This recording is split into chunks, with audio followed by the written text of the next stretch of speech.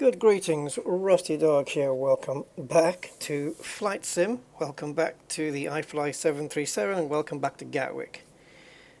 Yeah, we're going to try this flight again, and I don't think we should get a power cut this time.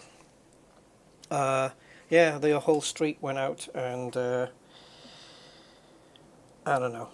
I heard that one of the workers had cut through a cable, or not cut through it, but disconnected. I don't know.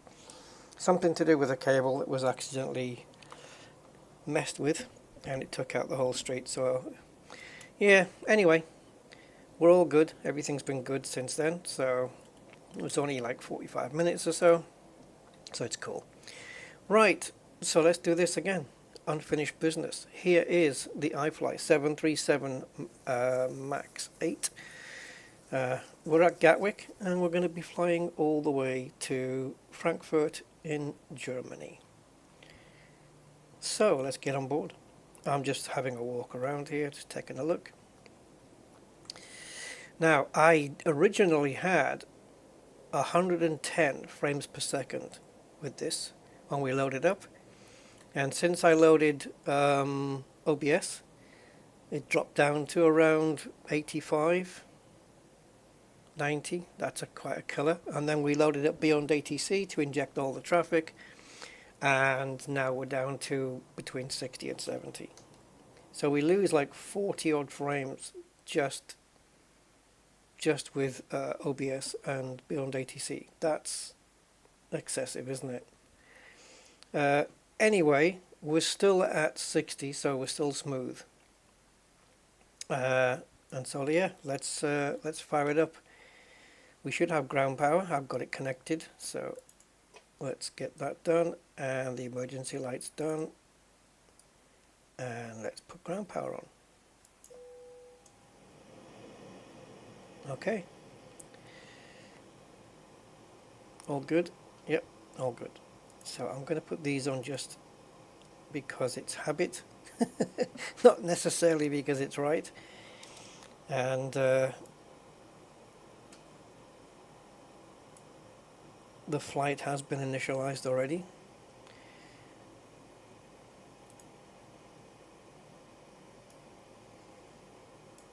That's not where I want to be. Alright.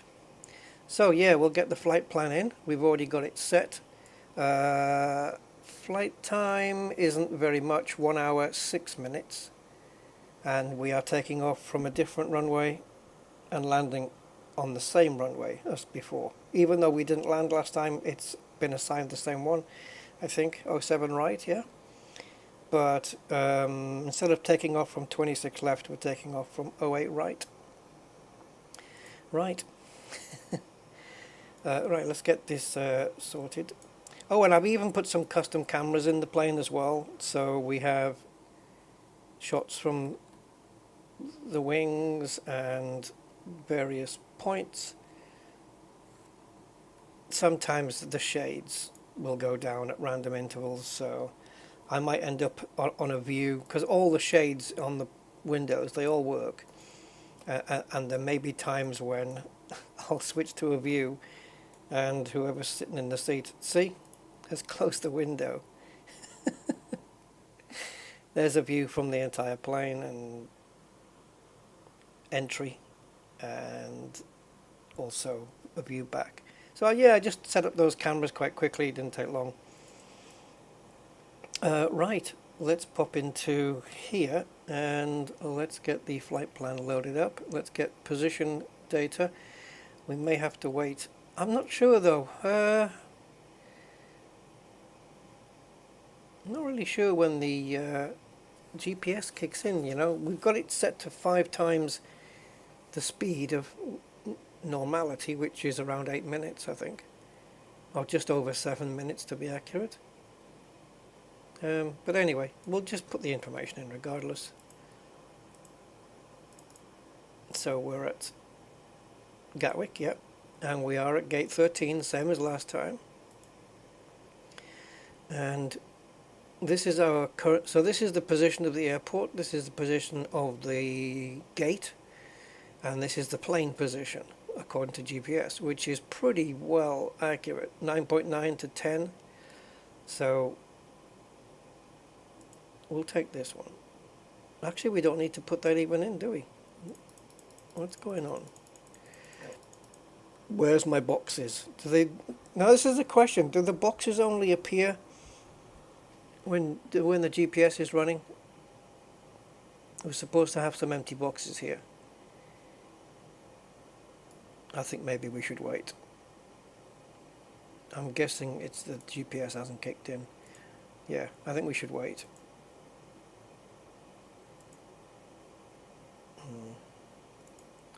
I'm going to wait. I'm going to wait a little while. Okay. So, in the meantime, if I go to my flight plan, I can tell you that we have 100, wow, 174 passengers. That's almost a full plane. I think the plane only takes 178 people. So that's 174, so only 4 empty seats. Cargo is 3,473. So let me just split that. Give me a second.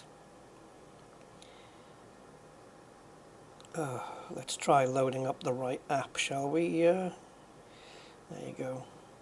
So 3,473. It's going to be around 1. Let's go 1736 on this one, and 1737 on that one. Just an extra kilo in the back, not a problem. Fuel in total is going to be just over 6 tons. So total fuel is 6,061 kilos.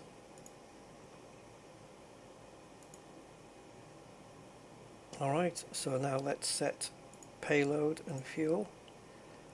So the fuel, we set it to 6060, so it should reflect here.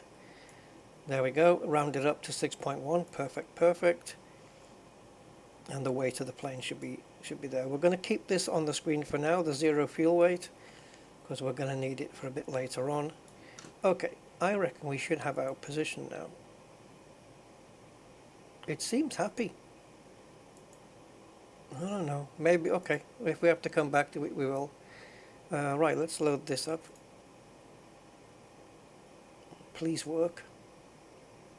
If this stalls here, then we have to restart the flight. Okay, it's good.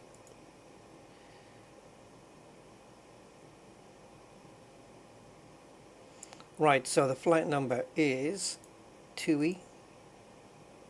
Well, let's get rid of it. We don't need this bottom bit anymore. 2E 2627. Runway is 08 right. Okay.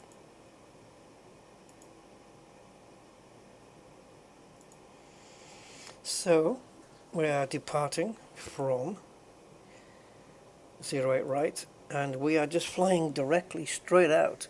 So we're not having any SIDS at all on this one.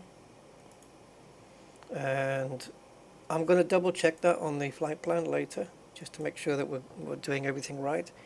And ILS 07 right via IMC01D.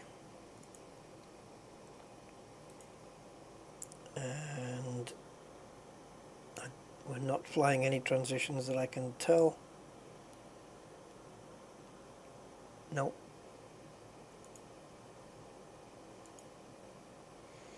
Why do I get the feeling this is going to be a disconnected route? So Minfo is our first. Yep, that is what flight. Yep, that's what SimBrief says. Directly out to Minfo. And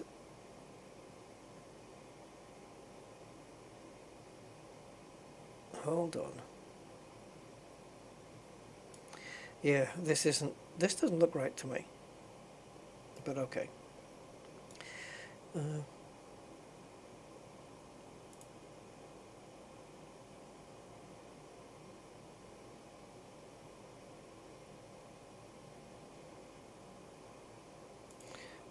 This doesn't look right to me, guys.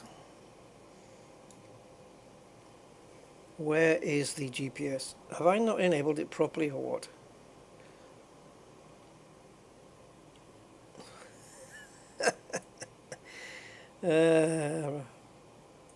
Try switching it on. There you go.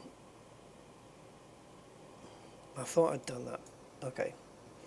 Yep, didn't even switch on the GPS. It's too early in the morning, man. What do you expect? There's the boxes. But I'm going to leave it until we have... I think this is accurate though. I think this figure up here is accurate. And I think we're fine with that.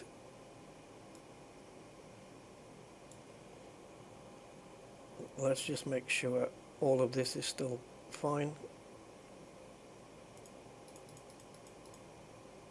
Yeah, we do have a disconnect, but we'll figure that out when we get there. Okay. I don't think what we've done is going to upset any of the input that we've had already.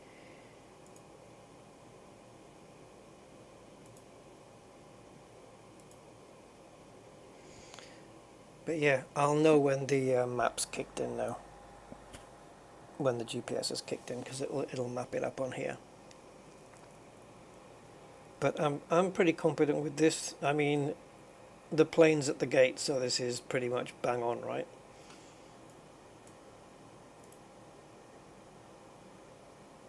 This is what the GPS is picking up on all three. Yeah, I'm happy with it. Okay, performance then. Let's go to the index and performance, and the zero fuel weight was 639.39, so that's going to be, might as well just put, we can put 63.9 here, or we can just put 64. What was it, 63.939? Okay, let's put 63.4, just so the plane can account for a little bit more. Let's do 1 ton of reserve fuel, and transition altitude I believe is 6,000 out of here. So we need the outside air temperature and the wind, which we can get from traffic control, because we're not going to get it off here. So let's tune in. 5G notice in effect. Advise on initial contact you have information Foxtrot.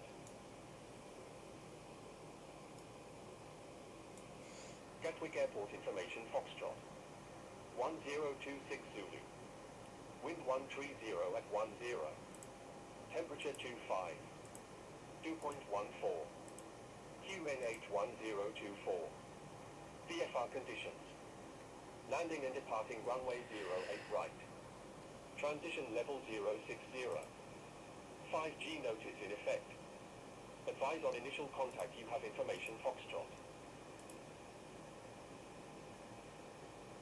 I think that's what he said, right? Airport information Foxtrot. 130 at 10. 1026 Zulu. Wind 130 at 10. Temperature 25. 2.14. QNH 1024. VFR conditions.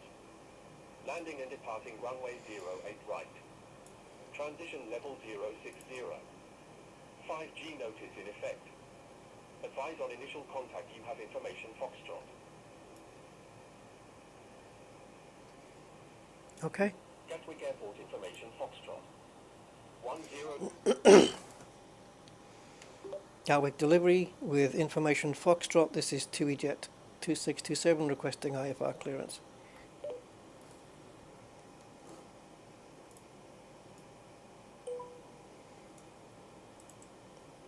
TUIJet 2627, Gatwick delivery. right. Climb 6,000 feet on runway center line, then expect radar vectors MUFO. Squawk for 565.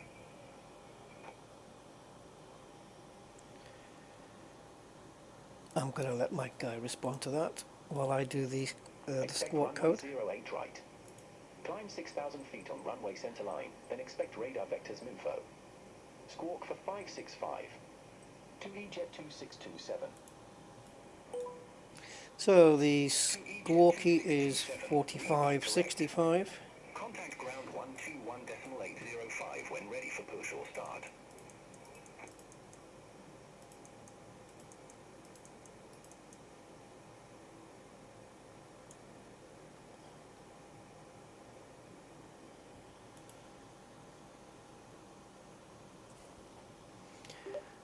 Roger, will contact ground on 121.805 when ready for push or start. 2EJet 2627.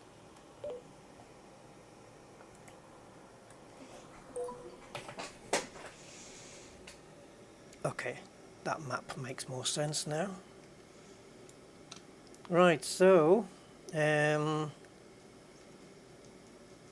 pop back to the index. Let's go to takeoff and flaps 5, and as for the rest, well, we'll have to work it out from here. Air Transat 729, ramp 52 left, request pushback. Air Transat 729, Gatwick ground, pushback and engine start approved. Face east. Pushback approved. Face east, Air Whoa. Transat 729. Okay. Wisco 427, gate 20 taxi via November, Zulu, Juliet. Gate 20 via November, Zulu, Juliet, Wisco 427.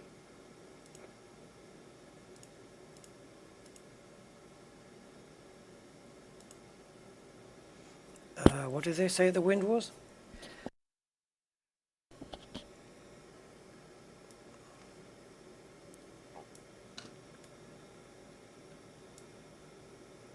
Let's go back to performance. 130 for 10.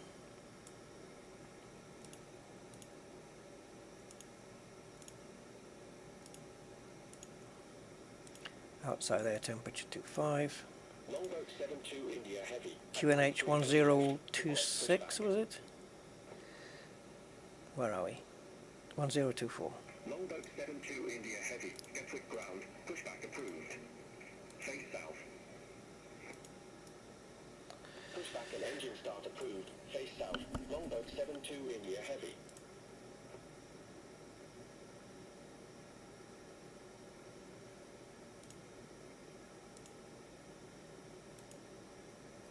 Air Transat 729, request taxi. Air Transat 729, runway 08 right taxi via Papa, Juliet.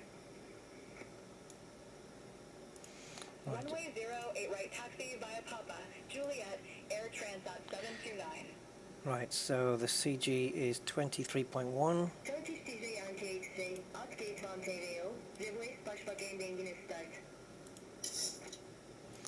And the V's are 39, 41, 52. Gatwick ground, pushback approved.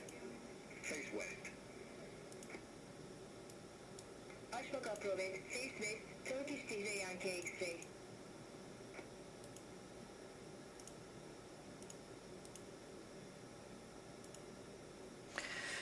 I noticed last time, hey Mark, how you doing, my man? Good morning. Yes, sunshine. Plenty of it, eh?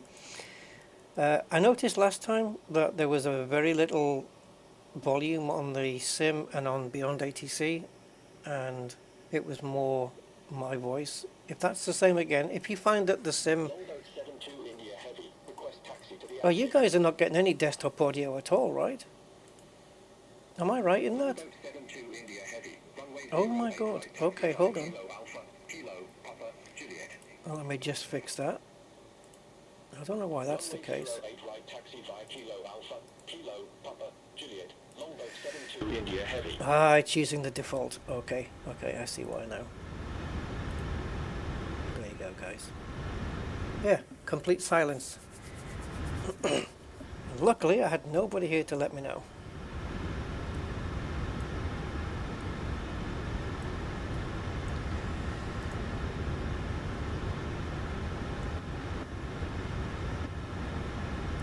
Right, okay. So I wonder if the sound that was picked up on the first video was just through my headphones, which shouldn't be happening because I have noise cancelling on.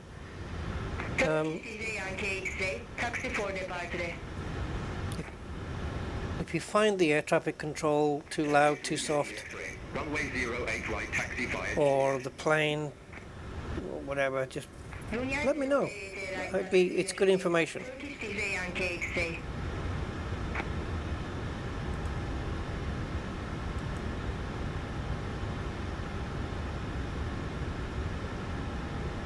It is the same approach. Okay, I'm good here. I don't know whether it's a bit too late to board people now anyway, because well, it just is. It's just too late. I'd be wasting too much time. It's unbelievable to think that I've dropped 60 frames per second just loading up beyond ATC and OBS Studio. Well, more likely, it depends, it varies between 60 and 40 frames difference. Yeah. Cheers, Mark, thank you. Appreciate it. Alright, so let's get the aft fuel pump running so that we can start the APU. And let's get the window heat on, which shouldn't really need, but we need to get the orange lights out. X-ray Foxtrot, gate 106 taxi 5 Delta, November runway, North Romeo Whiskey, Alpha November, November Alpha, Papa, Kilo.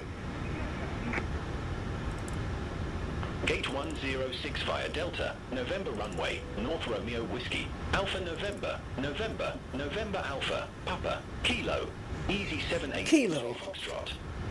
Inch, pound, meter.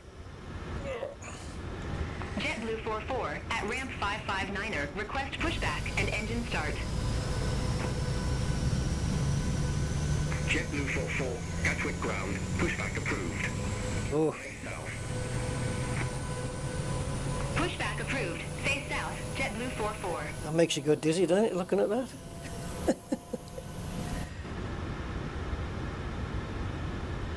Okay, we'll know when the APU is on because this blue light will come on. Says Rusty, hopefully. There we go.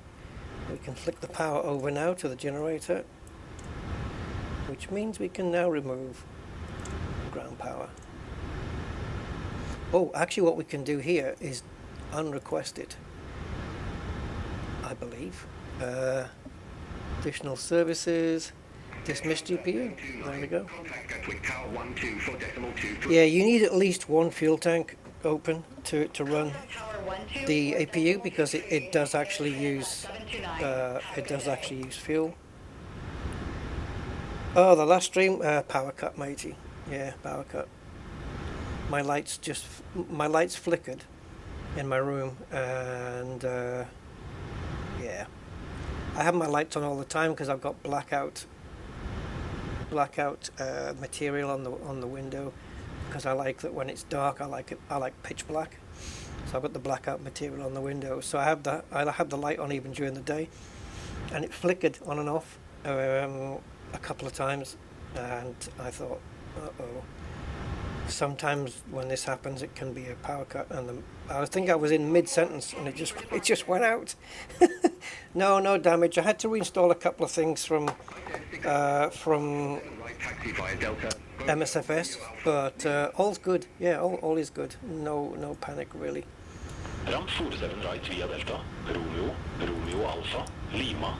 Okay, so I think everything down here is good.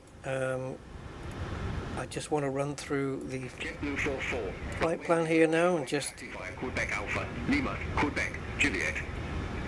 correct any issues. Runway 08 right taxi via Quebec Alpha, Lima, Quebec, Juliet, JetBlue 44. We do have a break in the thing. Wow, look at that it has to do. Jesus. Putting me on a tight turn there. Ah, okay, that's a break from there to there. That's a straight line, not a problem. 72 India Heavy. Contact Gatwick Tower. We'll just connect those up. Have a good day. Over to Tower 12 for decimal. All right. Longboat 72 India Heavy. Have a good day. That's it then. We can get going. So what frequency are we on? Oh, requesting push and start. Okay, so do we have the bleed on? We do. Packs can go on when the engines are started. And the dual bleed, what was that again? Turkish 3. Why has that gone blurry? Tower 12. Oh yeah, it's because I had the APU on. Okay. That's because the APU's got to go off when the engines are on. I think that's what that is. Yeah, we can sort that. Okay, I think we're ready to go. So we'll get the beacon light on.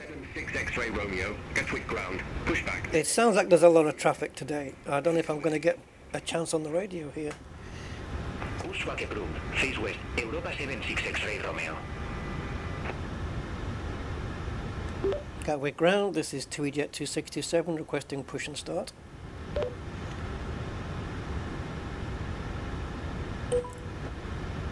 Aircraft calling for pushback. Say call sign. I did. TUI-Jet 2627 requesting push and start.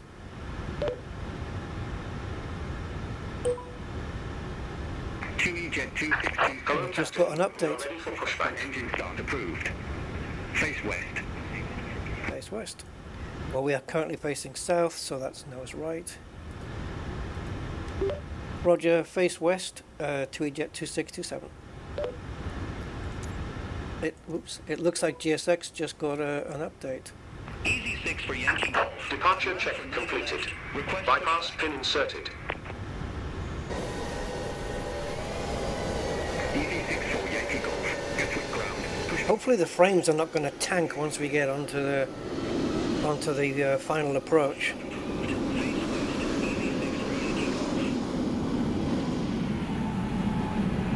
So all the air traffic you see right now is being controlled by Beyond ATC here.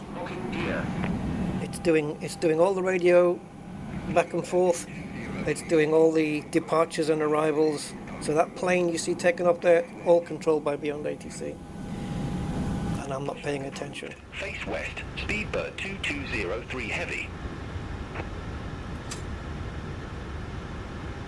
Europa 76 X-ray. Release parking brakes. Just did.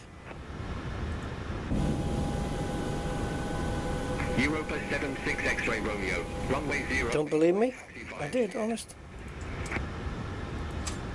Runway 08 right taxi via Juliet. Europa 76 X-ray Romeo. We had this last time, didn't we?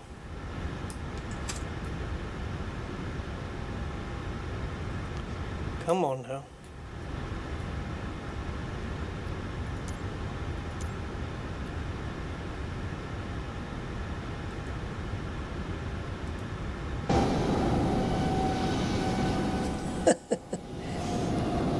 Is this a bug because I released the parking brakes just a little bit too early?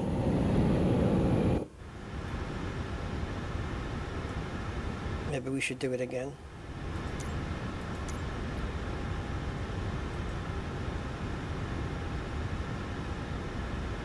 Okay, let's request pushback again. We're going to have to put the brakes on though. Request taxi to the active. Yeah, GSX, man, it's a little bit of a finicky little thing, isn't it? Runway 08 right taxi via Lima. We don't normally get these issues though. But this is an experimental plane. You know, it's the first time iFly have put this plane into Flight Sim 24, so... Speedbird 2203 Heavy. Request taxi to the active. It doesn't mind a power cut. Oh god, yeah. But they're still reset though. Speedbird 22. One thing I don't have is a thing. uninterruptible power supply, a UPS. Runway 08 right taxi via Kilo, Papa, Juliet, Speedbird 220. Thing is, I never got one because power cuts are not really an issue, you know. JetBlue 44, contact Gatwick. Yeah, I mean, we had one a few years ago, but we were told about it, you know, that the power's going to be cut between such and such.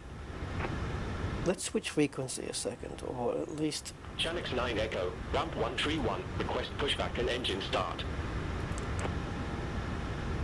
Let's just silence beyond ATC so I can... Yankee Golf, hold position Oops, for traffic. didn't even do that. I'll call you back. This one.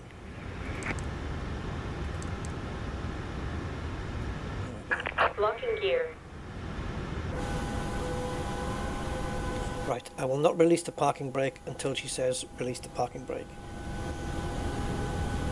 I was wondering whether the power cut was because of the heat, you know, and it turned out that it wasn't. It was just some maintenance that was being carried out close by, and somebody messed up. Release parking brakes, please. Release parking brakes.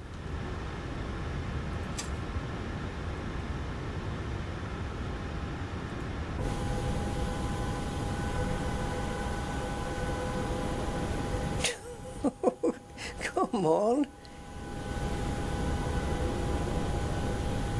We're not stuck here. The plane does have its own built-in pushback. The first flight we did on this, she knew that we released the parking brakes. Tomjet 012 Heavy. Like it was recognized. Clearance to Grantley Adams Airport.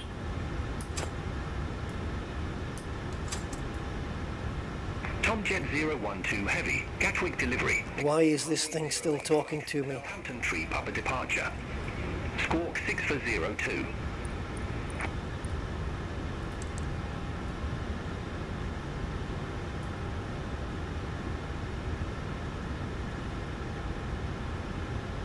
I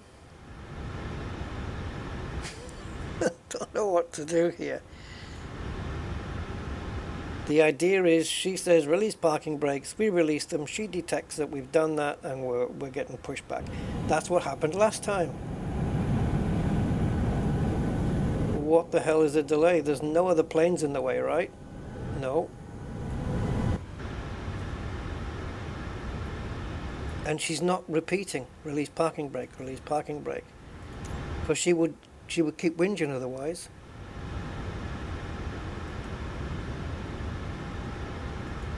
Release parking brakes, please. Yeah, done.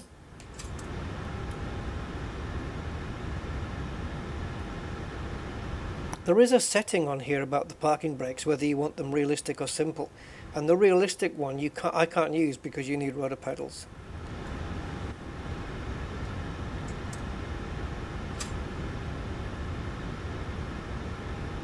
I'm even using the keyboard input here. Okay, we're going to have to do it. I don't know why it's not working. It did work the first time around, so why that would suddenly not work anymore, I can't imagine. But okay, I think the plane has its own built-in pushback system. I haven't used it, so this is going to be fun, yeah. I've got to find it though.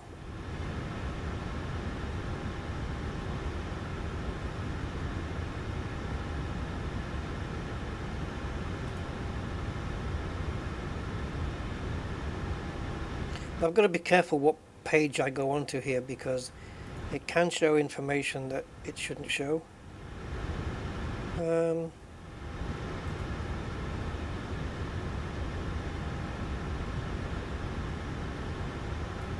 Unless, can we do it from here? No, definitely not. It only has the FMC.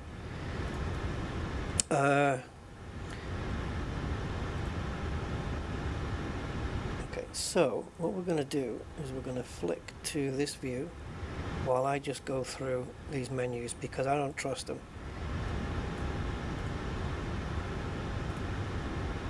If I get to the right page, oh, there we go.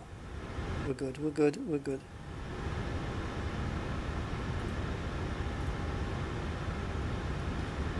Oh, here we go.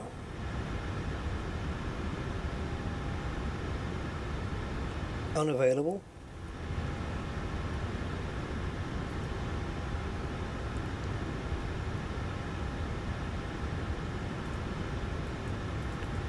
Unavailable.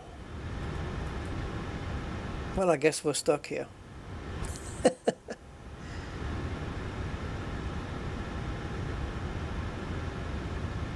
They haven't got pushback working yet.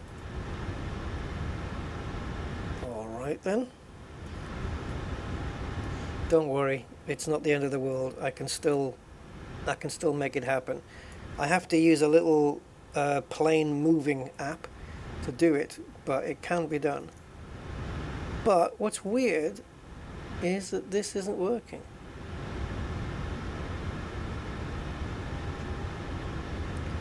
Yeah, there's an update, but I can't perform that update while I'm in the sim.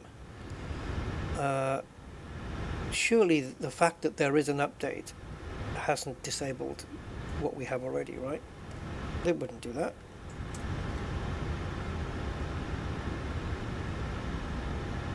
We go one more time.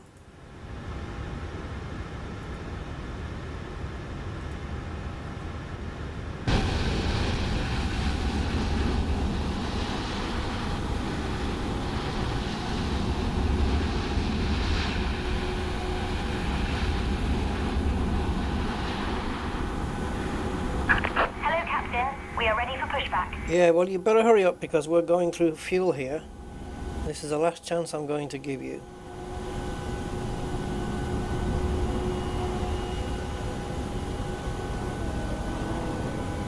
Man, take your time, eh?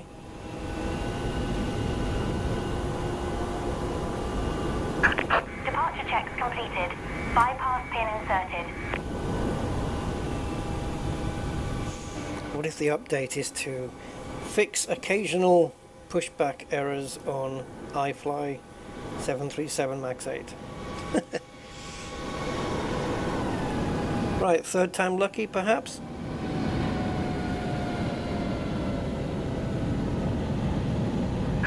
Locking gear. Is that even the right pushback thing? The first time, wasn't it the one where it crouched down in the middle and lifted the plane up? This one isn't lifting the plane up. This is the one that just grabs the locking gear, grabs the landing gear. Should we just do straight pushback?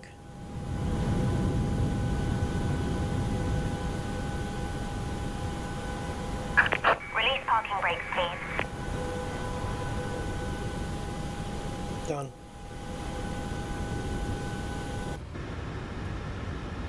Parking brakes are released. Yeah, it doesn't want to do it. Okay, I'm done pissing about with this silly rubbish. So let's get my little MD adjuster program running and we'll move the aircraft ourselves manually, and then we'll work something out.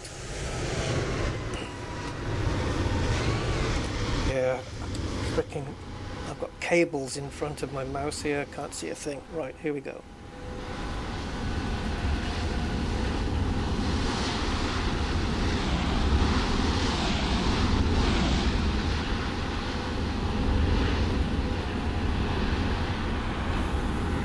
Alright. Things you have to do, eh guys? Right, okay, up we go then. Let's start the engines.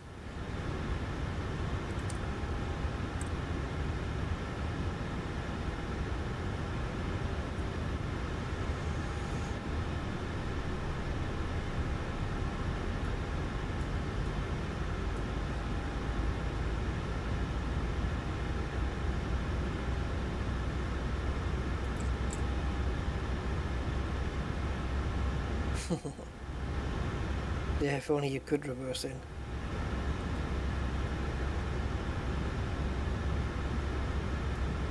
This is weird, why this light is out though.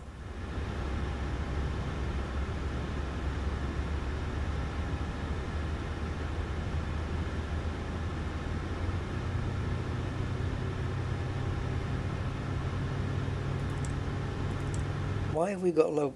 Okay. Yeah, no, that does make sense.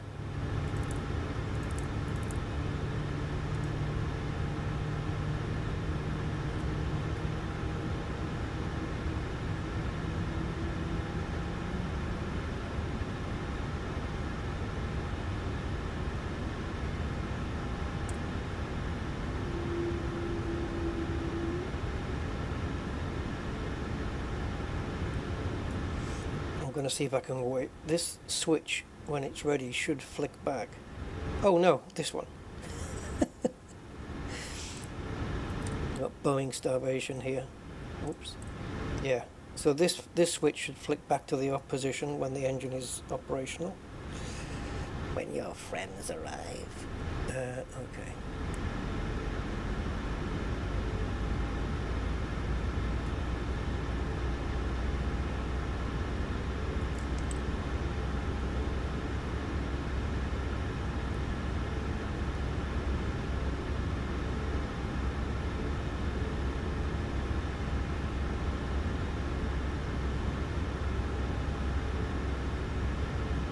Just waiting for this dial just to fire itself up.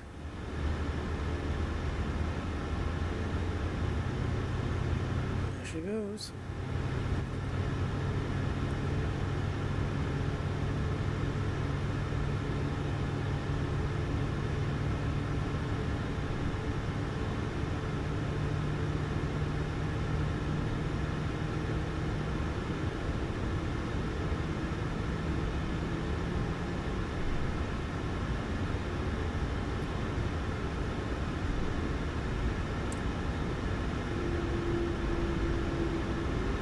Lovely. Right, so that switch should have flicked back. It has, so we can neutral this one. And now, to make the dual bleed go out, what we need to do is turn off APU. What the hell? The plane is moving.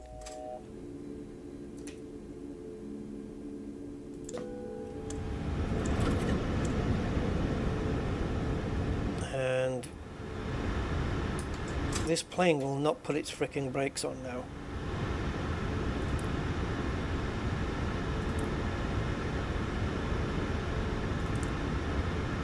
Look, I've applied the brakes look, they will not go on. I have to use the keys to turn the brakes on. Right. So maybe there's some issue with the, I mean there shouldn't be. I was going to say that there's some issue with the parking brake assignments, you know, the bindings, but there shouldn't be because it works for every other plane that I have. So yeah, definitely not the problem. But the buttons that I use on my joystick to make the brakes go on seems to have some problem with this plane. It's flicking on and then back off again. Delivery. Expect runway 08 right. Southampton Tree Papa departure. Right, now we can get going. Southampton Tree Papa departure. Squawk 6043. Air Portugal 1329. Air Portugal 1329. Read back correct. Contact ground 121.805 when ready for push or start. Just waiting for radio now. Ground 121.805 when ready for pushback or This is the problem when you're taking off from busy airports. It's getting your turn to talk. Easy 38 X-ray Alpha. Request IFR clearance to Alicante. We're on the wrong, it seems to me that we're on the wrong Runway 08 right. frequency here. Departure. Squawk 3160. Seaford 4 Zulu. The problem is there's so much traffic, I can't, when you hear this traffic chatter from other planes, it doesn't show me my options, what options are available to me on the screen until all the chatter stops.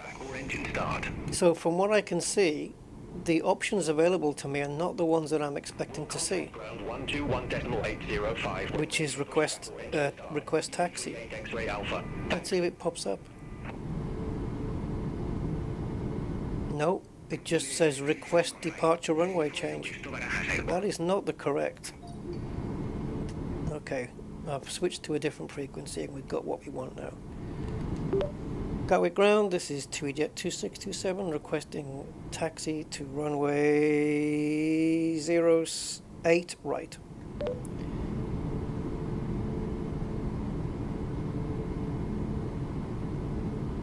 Iber Express 3715, at Gatwick 11 request pushback. TUIJet 2627, runway 08 right taxi via Kilo, Papa, Juliet. Roger, runway 808 right via Kilo, Papa Juliet, TUIJet 2627.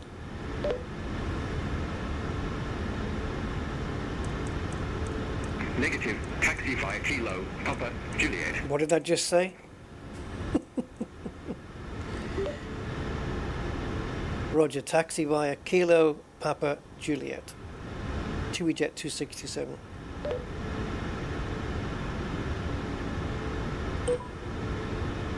Okay, happy when I said it the second time. 3715, Gatwick ground, hold position for traffic. I'll call you back. Right, let me just make sure both flight directors are on, auto throttle is on. 1329, request taxi to the active. Air Portugal 1329, runway 08 right taxi via Whiskey, Juliet. Right, what else? Flaps in position 5. Brakes will set in a minute. And everything else seems okay. Easy 835 at gate All right. 2, request pushback and engine start. I guess we go then. Easy 835, Gatwick ground, hold position for company traffic. Right, brakes. Hold position for traffic. Easy 835. Iber Express 3715, Gatwick ground, pushback and engine start approved. Let's stick a bit of throttle in this. No idea where my mouse goes to. Face west, Iber Express 3715. Alpine 64 Echo Victor, at ramp 103, request pushback and engine start. Alpine 64 Echo Victor, Gatwick ground, pushback approved. Face west. Pushback approved. Face west, Alpine 64 Echo Victor. Right, so we need to be on Kilo to start with. Portugal 1335, gauge 22, request pushback and engine start. Which should be this yellow line. Portugalia 1335, Gatwick ground, pushback approved. Face west.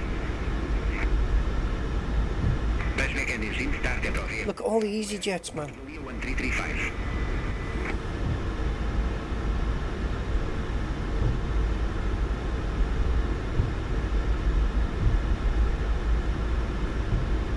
Right, let's get the... Okay, I was going to say let's get the outside camera positioned correctly, but it looks like it's okay. See, now if we have to pause for this plane, it should come on the screen.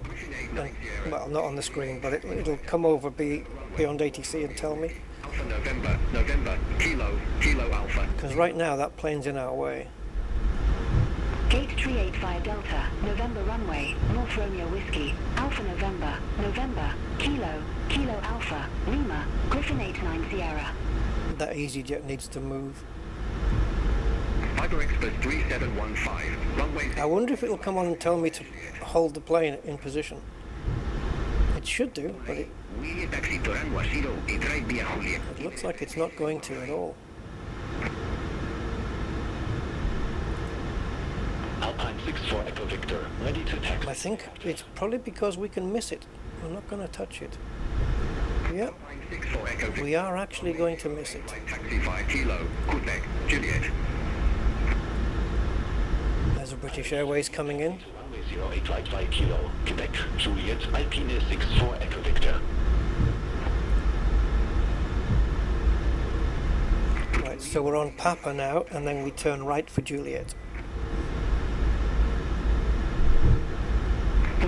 1335, runway 08 right, taxi via Juliet.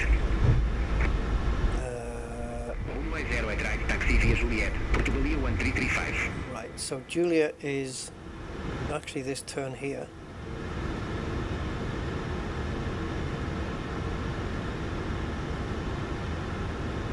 Red North 1335 at gate 16.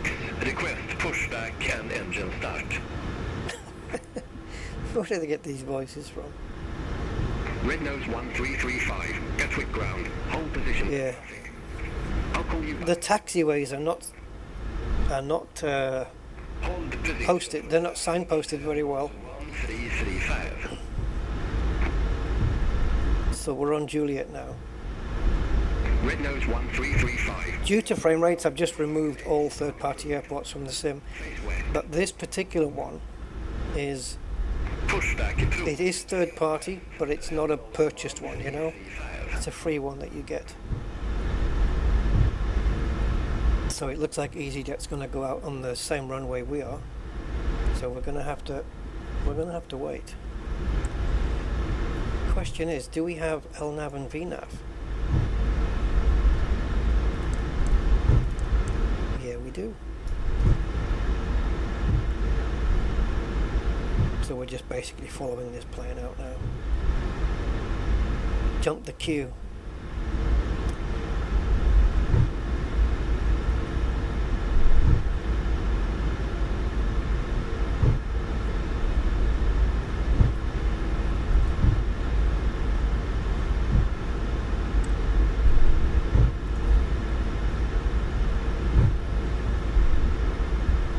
Air Portugal 1329, contact Gatwick Tower 124.23. Have a good day. Over to Tower 124.23, Air Portugal 1329. Have a good day. We've also got two planes behind us as well, it would seem. Red North 1335, taxi for departure. Red Nose 1335, runway 08 right, taxi via Juliet. Man, we're just at the beginning of 26 right. Runway We've got the whole length of the runway to taxi yet. Juliet. Red Nose 1335. Red nose.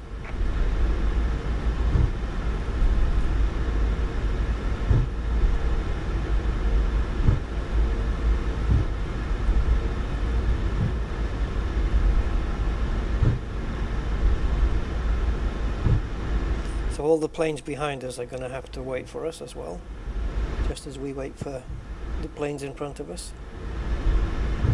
There goes another EasyJet onto the runway, Request pushback and engine start. which is where we're going.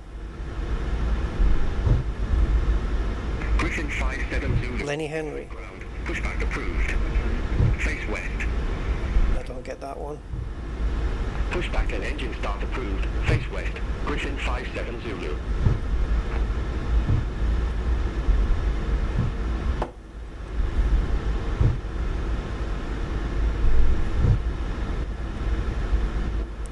I think the taxiing is taking longer than the bloody flight's going to take.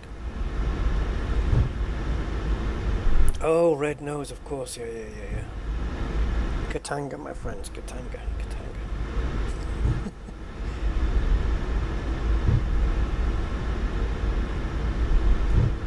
You might actually hear the radio call for this EasyJet in front of us to take off.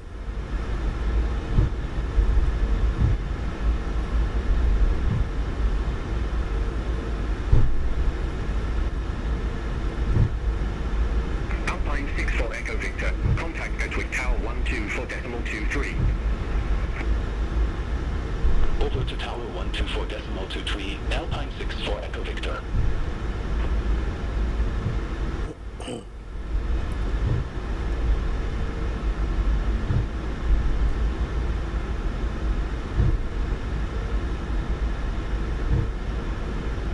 Jet 2627. Contact Gatwick Tower 124.23. Have a good day. Ah, that's me. Hold on. I can't contact the tower and steer the frickin' plane. Roger, contact tower on 124.23, 2EJet 2627. Thank you.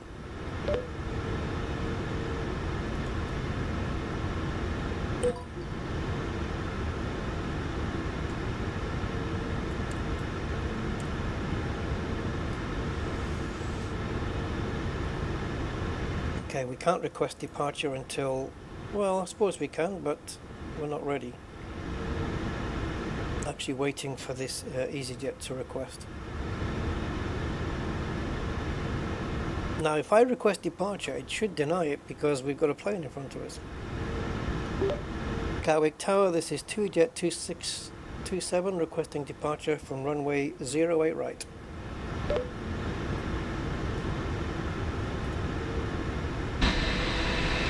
Oh, there's a landing coming in, that's why we're all waiting.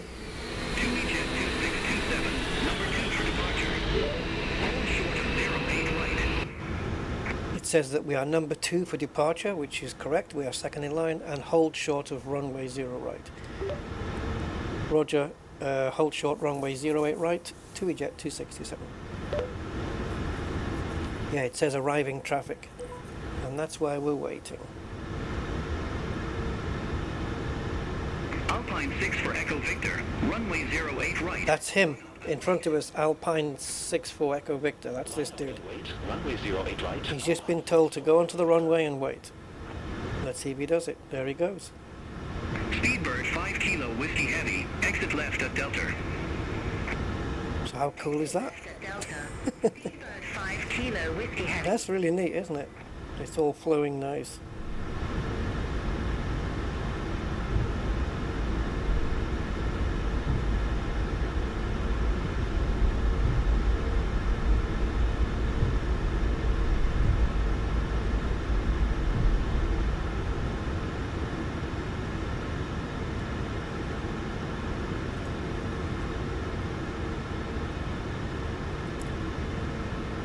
Okay, I don't know why the yaw damper went off, it always does that. Right, so there you go, no orange lights, everything good. And now we're just waiting for our guy here.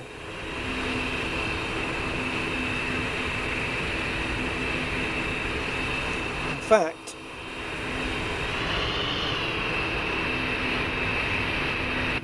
can we see him out of the side window? Yeah, there he is. Alpine 6 for Echo Victor. There you go. Wind 120 at 8, runway 08 right, cleared for takeoff. There he goes. He's been cleared and off he Runway goes. 08 right, cleared for takeoff. Alpine 6 for Echo Victor. Now, will we get a message? 260. Yep, there we go. Runway 08 right, line up and wait. Roger, line up and wait on runway 08 right, 2EJet 2627. Right, so all my radio calls now are going to be handed over to my first officer, because I'm going to need to handle the takeoff.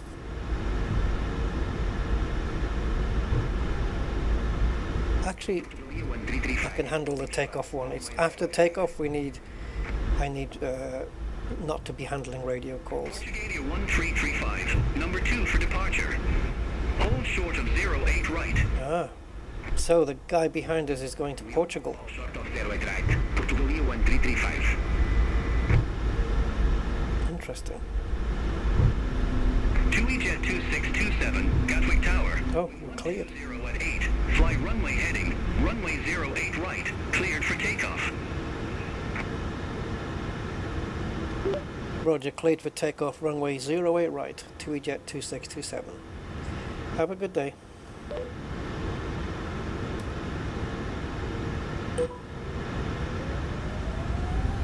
Alpine 6 for Echo Victor. Contact London Control 133.18. Okay, we are steady. Contact Punch it. Control 133.18, Alpine 6 for Echo Victor.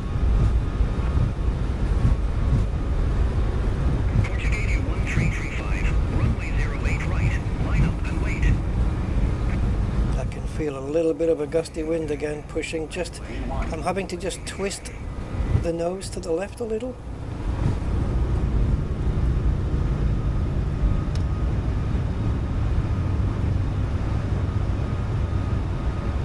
And we're up. So gear goes up.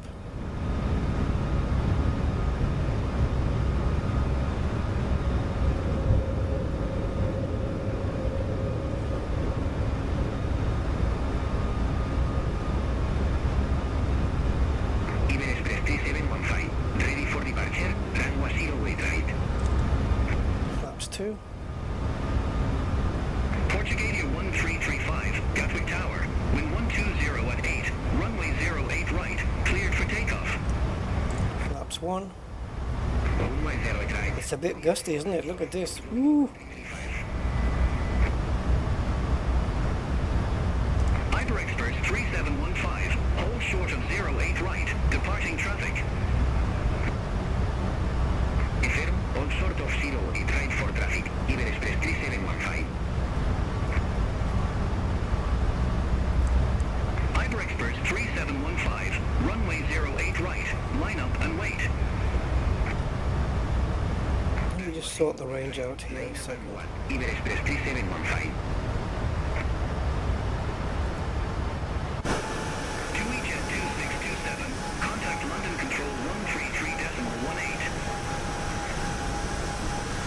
London Control 133.18 to EJet 2627.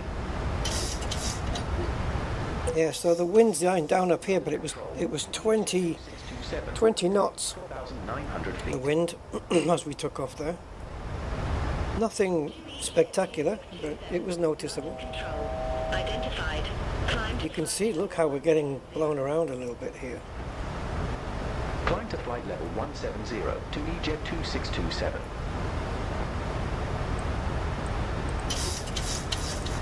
Jet 2627.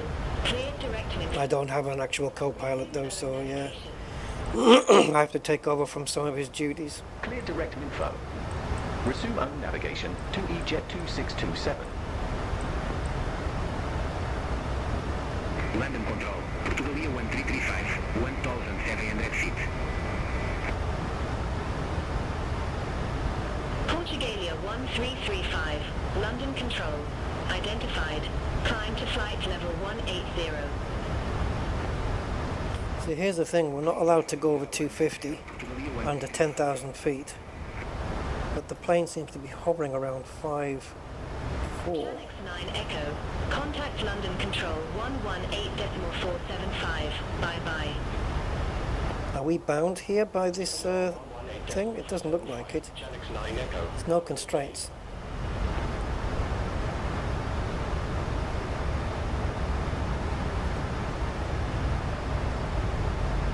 I'm going to have to force it to go up.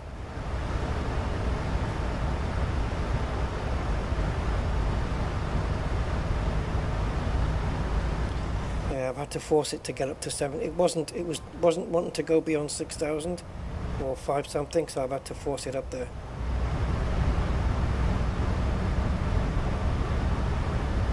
London Control, Iber Express 3715. Good day, 1,500 feet. Iberexpress 3715, London Control. Identified. Climb to flight level 180. Climb to flight level 180, Iber Express 3715.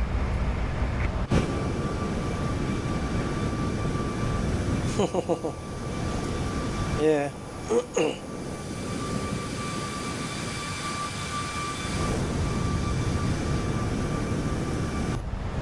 Yeah, I didn't put my taxi lights on, I didn't put my landing lights on the runway, didn't do any of that stuff.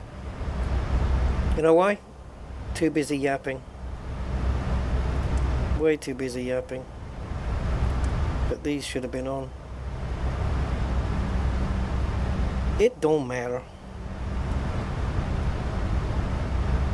And now at 10,000 feet, we'll be taking them off. And also, seatbelts can come up as well. Other way. There we go. Actually, if it's set to auto, they should switch off in the cabin themselves. 1,200 feet. And there's nobody in the plane because we didn't use GSX. London Control. Identified. Climb to flight level 190. Look at the plane getting tossed around a bit here, though. Climb to flight level 190. You can see here we've got a wind direction is this way, 10 knots, so that'll push on the tail, which means the nose of the plane will go slightly to the right, the tail will go slightly to the left, and the autopilot will have to make corrections on it all the time. But it looks like it's correcting. Is it?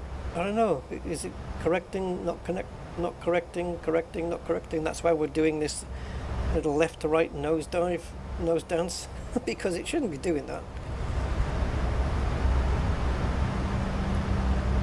London Control, Griffin 57 Zulu, 1,100 feet. Griffin 57 Zulu, London Control, identified, climb to flight. So my first official full flight in this then, and we are at 80 frames per second, is that? 82? Yeah. Not too shabby. 2E jet. Oh, Mark's saying got to make some lunch. Sorry, you didn't really see that bit. Okay, Mark, have a good one, man, and bon appetit and all that stuff. Center on 118 decimal for 75 to EJet 2627. London Control to EJet 2627. I know what's going to happen now. We're going to get clearance up to 35. 70.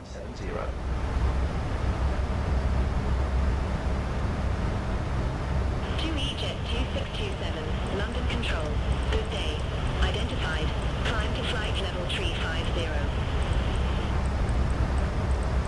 Climb to flight level 350 to EJet 2627. Shamrock 34 Juliet.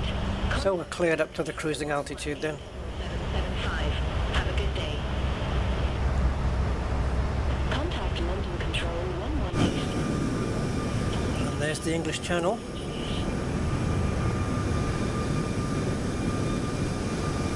Or maybe, is it? I hope so.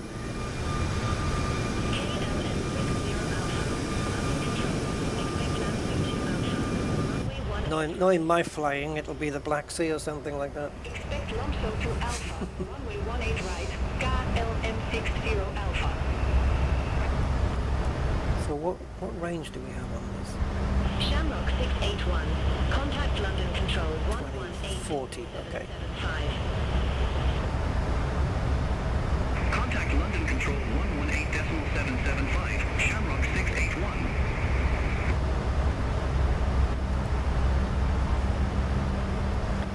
Right, there we go. Just on our way up to 35. Yeah, that wing is flexing, man. It is a little bit windy up here. Paris Control 126.475. Bye-bye. Center 126.475, Visa 9 Victor Whiskey, boy boy. Boy, boy. Boy, boy. Have a nice day. Boy, boy. This wing seems a lot more stable than this one. Tomjet 9. Look at this one. What the hell? Control 126.475. Bye-bye. Center on 126.475, Tomjet 9 Bravo Victor. Tomjet.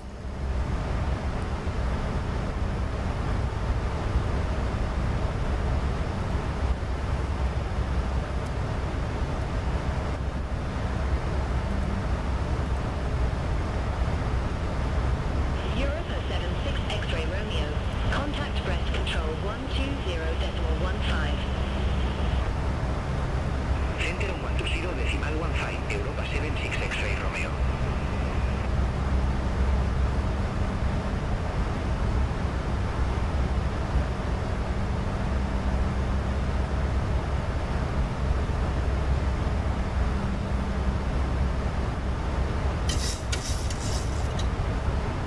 Ryanair 28 Tango Papa. Contact London Control 118.775. Contact London Control 118.775, Ryanair 28 Tango Pupper.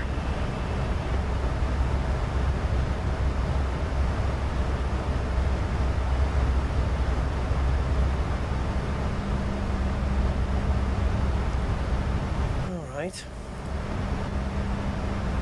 Ryanair 39 Zulu Mike. Contact London Control 118.775. Have a good day. Yeah, the airport map currently not working in this plane. Ryanair 39 Zulu Mike, have a good day. Now this does show up. But if you put in both, this is what I haven't worked out yet, is if you put both origin and destination in there. It's how to, I don't know how to make the map show up for the destination. Contact Brussels Control 125.0. Have a good Contact Brussels Control But okay, let's give it a go. So EG 676. Have a good day. KK is the origin, and the destination is EDDF, which is Frankfurt.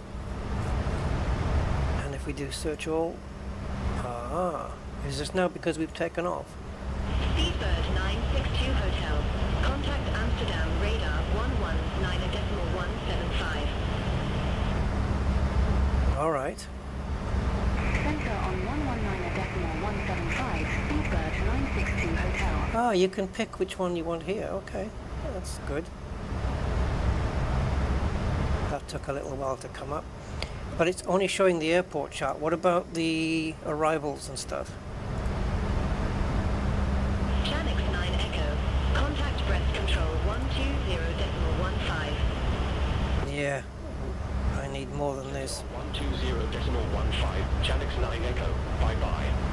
Yeah, that's not it.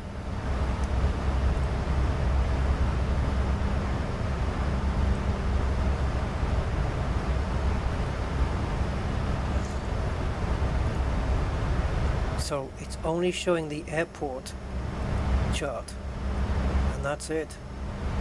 We're not getting. It's okay. I can run my Navigraph program to 309. show everything I need. Approach 12908.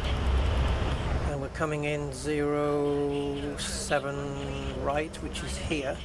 Speedbird 309. So yeah, we're coming in here. Easy 6 for Yankee Golf. Good day.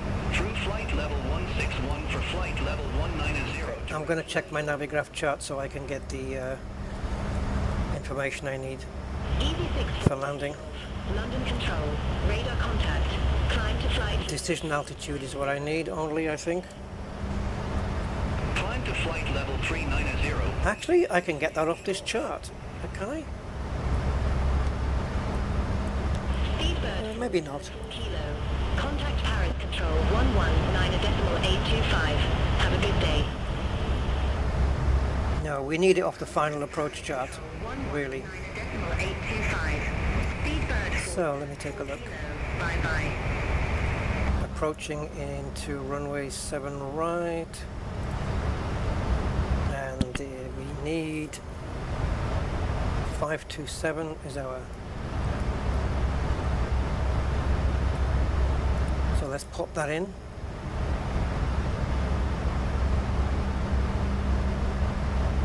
So you're seeing this number here, Barrow. It needs to go to 527. London Control, red nose 1335. Out of flight level 160 for flight level 190 direct W0. 200 feet above the runway, basically. Red nose 1335. And the runway is 327 feet above sea level. Tree 90. Final altitude 4,000 feet.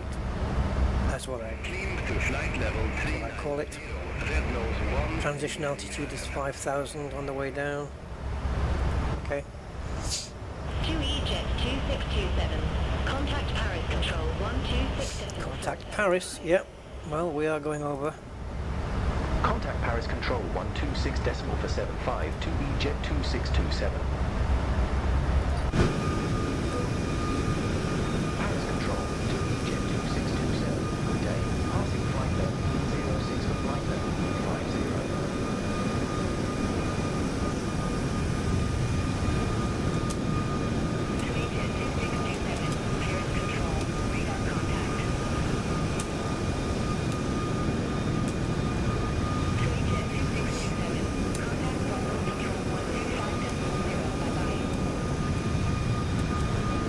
Contact Brussels Control 125.0 to Jet 2627. Brussels Control to Jet 2627. Climbing flight level 1 for flight level 350. Yeah, we still haven't reached top of climb yet, but that's here. Jet 2627. Bruxelles Control identifié. We're not going to be at top of climb for long either. Cruising altitude, it's going to be coming down, well, maybe 100 miles or so.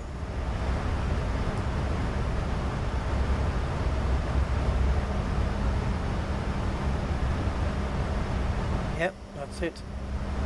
So this is 160, from the plane to this outer ring is 160 nautical miles. There's top of descent, there's top of climb. So yeah, not too shabby then, I guess.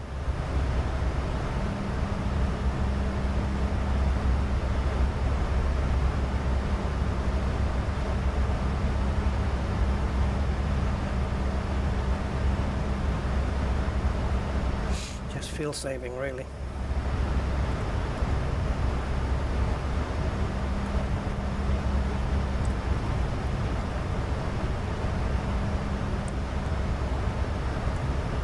Well, this is the longest I've flown this plane then, officially.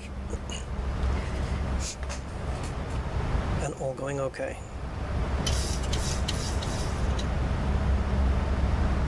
I just pressed something I shouldn't. Is it gonna freak? Airspeed, airspeed. Yeah, I just pressed something I shouldn't have done. Please correct it. Descend to flight level 350. Wilco, descend to flight level 350 to EJet 2627. I'm just going to push the plane down before we stall. I changed the pitch trim. I pushed on the pitch trim wheel.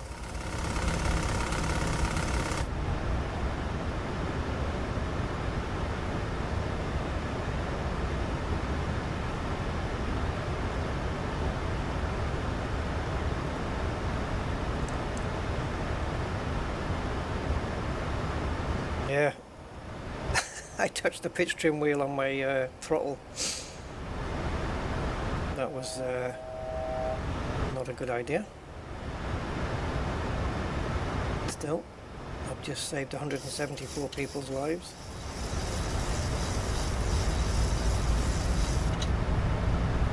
Are we pitched back again? It looks like we're okay. That wheel is so sensitive though. I have two pitch trims, one that's very minor and one that's major, and I touched the major one, which means a slight movement really seriously alters the pitch trim. Look at this.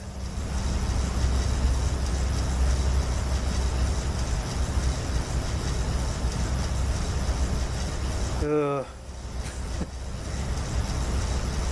We are at the cruising altitude though, we just need to get a bit of speed up. Hopefully that pitch trim wheel will stop rotating at some point.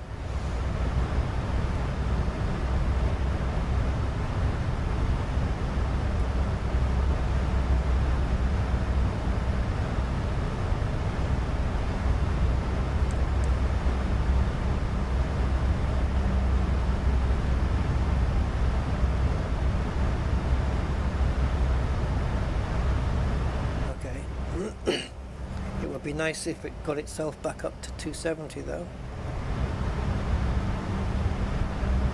It is getting there, but it's just taking its time.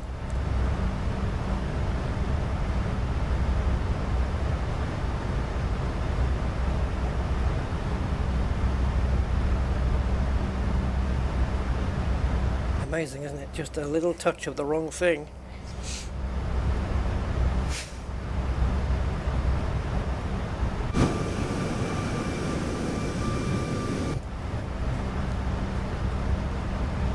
Well, that adds a bit of spice, doesn't it?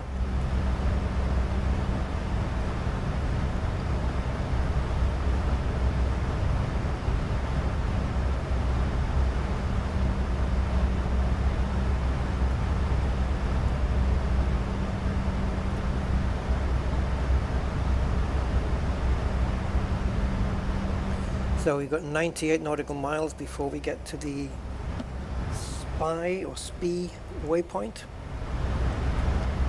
And then at some point after that we'll be descending into Frankfurt, if we don't run out of fuel. So the VREF is 145 at flaps 30. Sweet. And the flap references? 5 at 250, 15 at 200, 30 at 175. Emirates 11 Super, good day, flight level 410. Okay. These look similar to the standard 737s. Radar contact.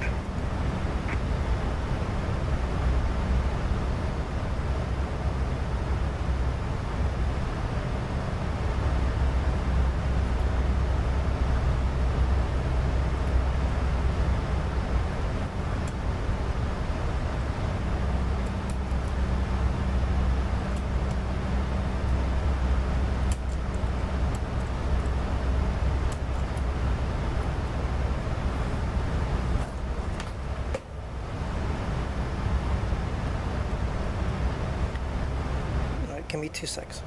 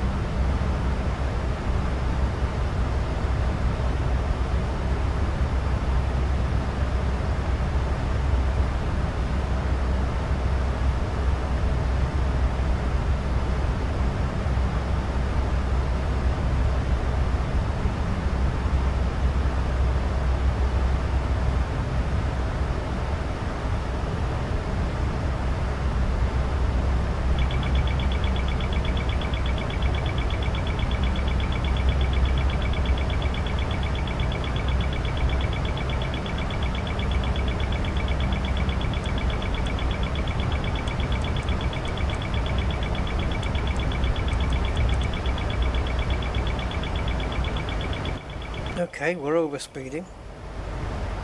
Why is there no speed thing here?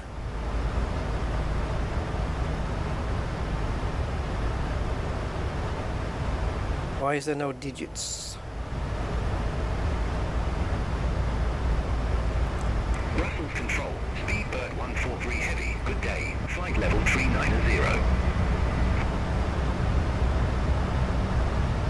Speedbird 143 Heavy, Bruxelles Control, identifié.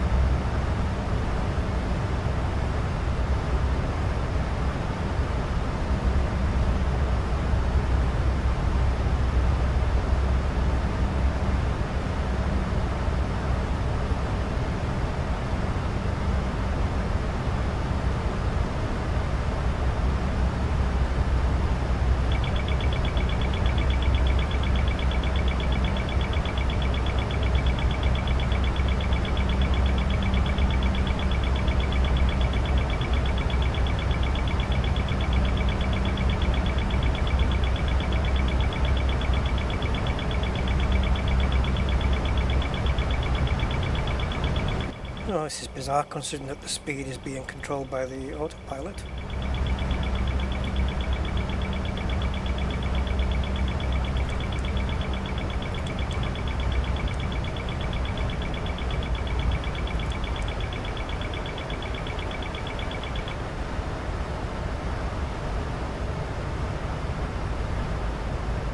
Absolutely bizarre.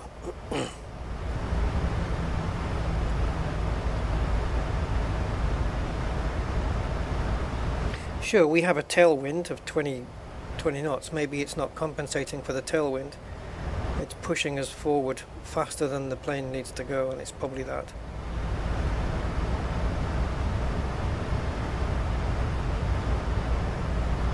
Anyway, the plane's allowed at Mach 0.79 until as of anyway, so we can keep it at that speed.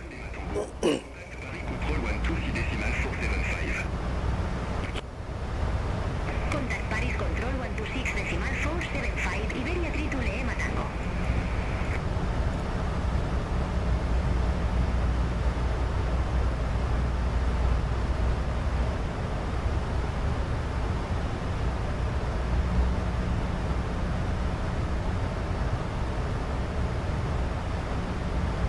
Ceinture 94 Golf Tango, contact l'engin radar 127.6. Center on 127.6, Centric 94 Golf Tango. Easy 59 Kilo Juliet, So we're tuned into Brussels currently. il show you at flight level 3 simulé. Climb to flight level 380. Gives you an idea of, well, no, it doesn't really give you an idea where you are, because you can take off from London and then fly from many miles and still be tuned into London control or Gatwick, Heathrow control, whatever. Especially in the States as well. You know, you can be tuned to a certain frequency and it'll stay on there for quite a while. See how close we get to Frankfurt before we get tuned into Frankfurt air traffic control.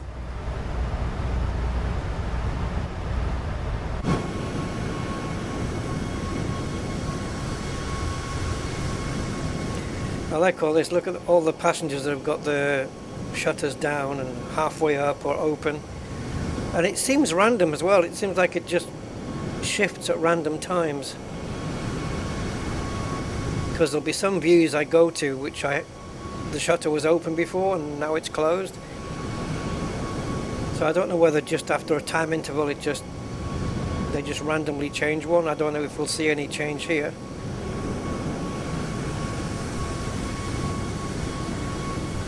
Looks like they're all open on that side. I don't know. Maybe I wonder if it depends which way the sun's coming in as well. How many blinds go down. That would be interesting.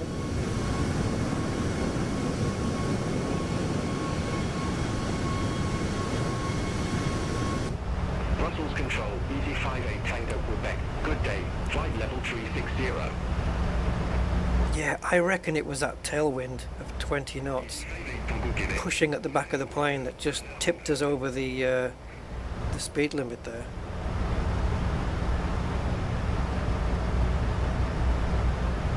So we're controlling the speed manually now, essentially. Until pass off. Actually until top of descent. I'm going to, because as soon as we get to top of descent the plane's going to start descending anyway. Lufthansa 5 Romeo Lima, flight level 390. Lufthansa 5 Romeo Lima, Bruxelles contrôle, identifié.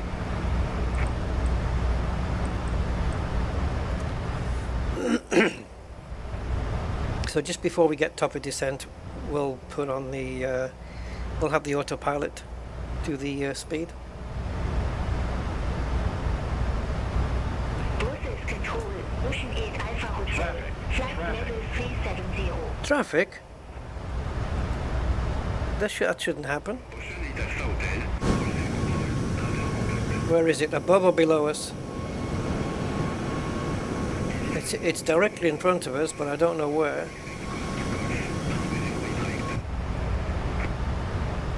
Expect Conan 2 Golf, runway 08 right, traffic 9 Kilo Juliet. It says -0. Is that a head-on collision?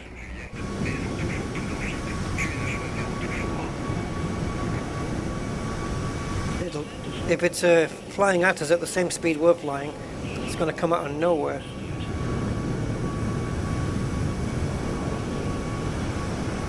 I don't see it though. There it is. Oh my god. We've just been told to expect runway 07 right. Why is Beyond ATC not handling this? 07 right.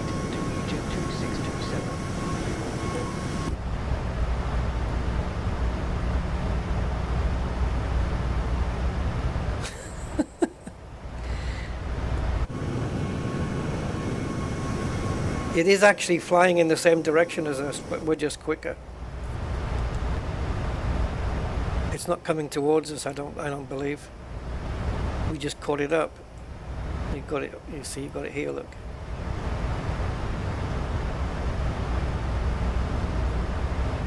Yeah, there she goes. Oh boy, we are quicker. It's fine, we're gonna go under, but as long as there's no wake or anything. There's a screenshot waiting to happen.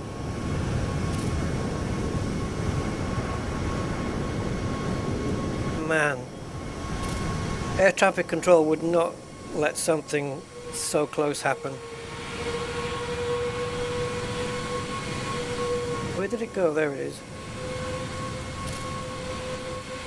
That's ridiculous. Let's go back round this way.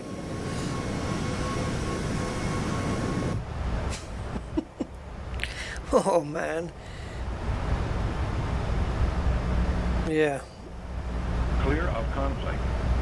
Clear of conflict. Traffic. Make your mind up.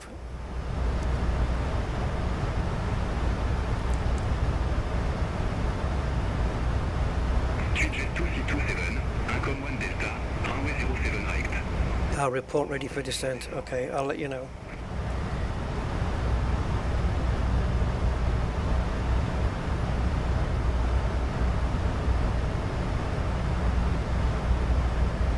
This is really weird. Now we've even got even more of a tailwind. 25 knots. Jet 2627, Income 1 Delta, runway 07 right. Report ready for descent.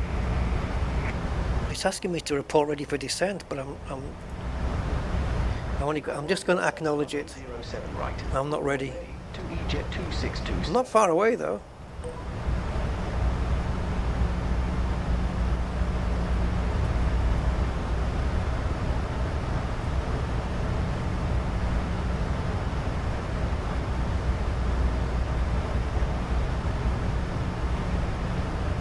Okay, so this is top of descent, 10 miles out. So I think at 5 miles we'll report it already.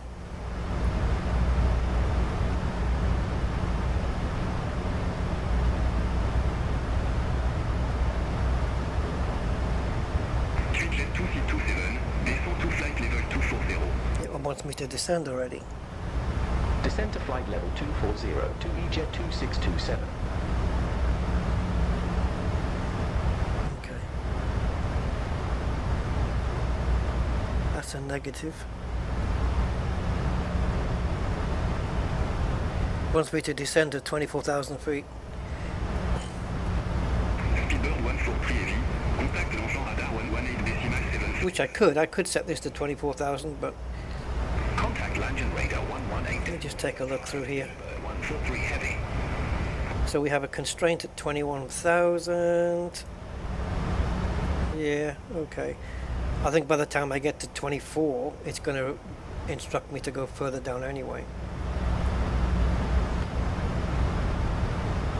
I'm hoping this N1 will just flick on by itself.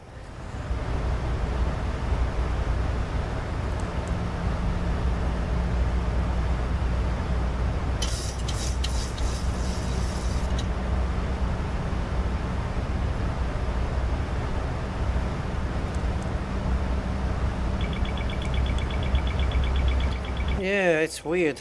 It's weird. It's not shutting the throttles down.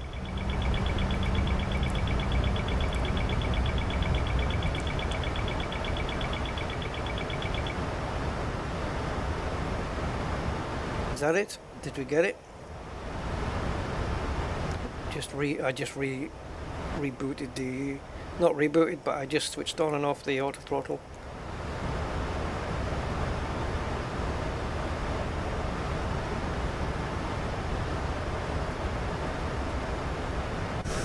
It sounds like the engines have gone into idle, which is what I would expect.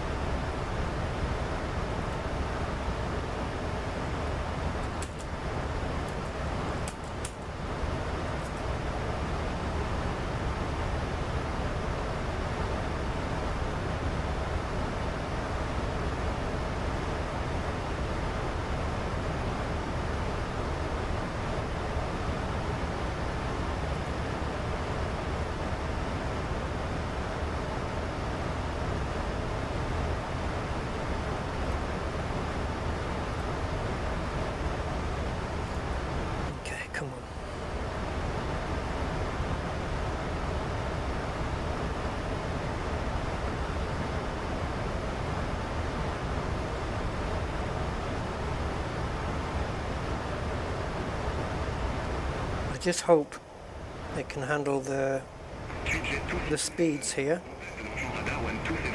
and control them on the way down, because I'm not sure what's going on with the throttle right now. Radar 127.62 EJet 2627. Oh, okay, it's just applied a bit more. 50 point, yeah, there we go, it is doing it. German Cargo 999 Heavy, Langen Radar, expect Spitzer 5 Romeo, Langen radar, yes, that's common, Langen radar, when we're coming into Germany. Runway 07 right, German Cargo 999 Heavy. Swiss to Echo Tango, Kontakt Langen Radar 118.505. Kontakt Langen Radar 118.505, Swiss to Echo Tango. German Cargo 999 Heavy, Kontakt Langen Radar. We're doing more speed now than we were at cruise. Langen Radar 118.505, Uh-oh, German Cargo 999. that's not good.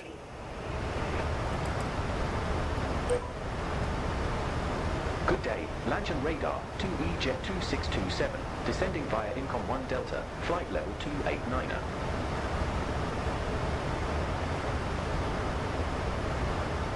EJet 2627, Langen Radar, identified. Why is it wanting to speed up to 331?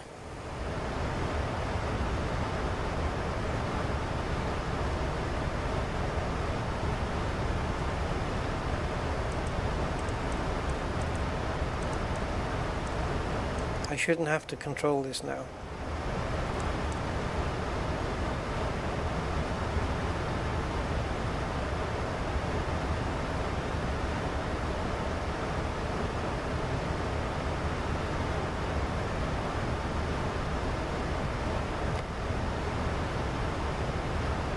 Well, okay.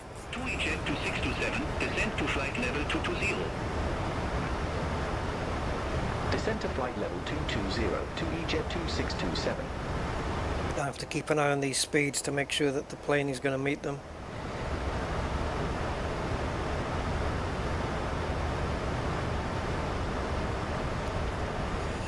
Our descent path is fine. It's smart. It's bang on course here. Perfect.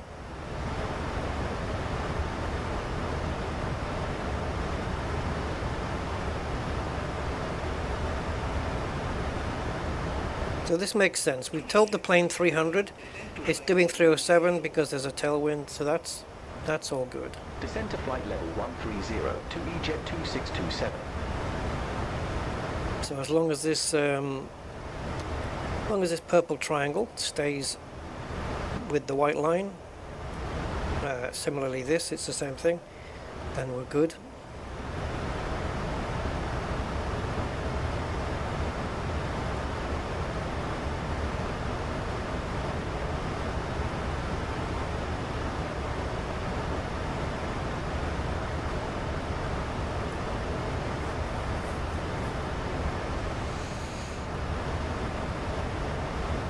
Frankfurt is somewhere around here.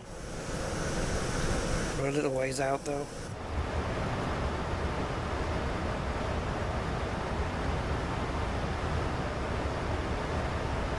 Hey Andy. How are you doing today, man?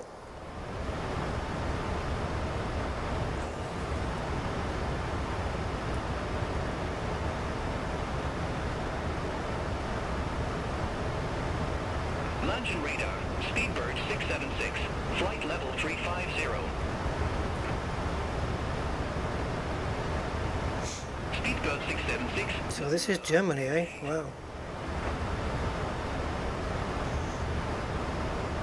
Yeah, I was watching a video, I don't know, maybe a month ago, 3 weeks, a month ago, and it was a landing of it was an airplane landing onto a runway from the point of view of this, out the window like this, right?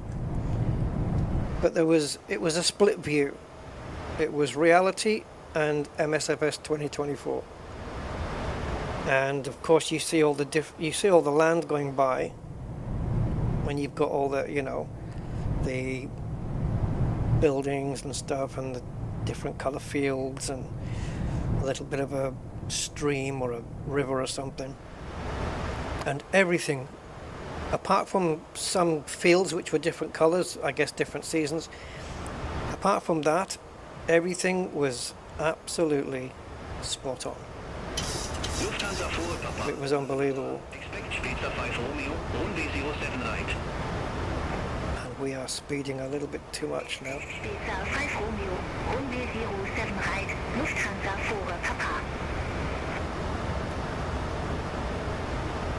Claudia 179, Kontakt langen Radar 118.505. Contact Langen Radar 118.505, Claudia 179. Ah, that's what I wanted. Get that speed off. Lufthansa 5 Hotel, Kontakt langen Radar 118.505. Maybe it'll manage the speed a bit better now.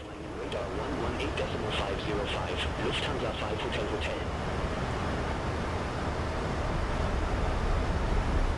Transavia 4 Juliet, langen Radar, expect Dietrich to Romeo, runway 15.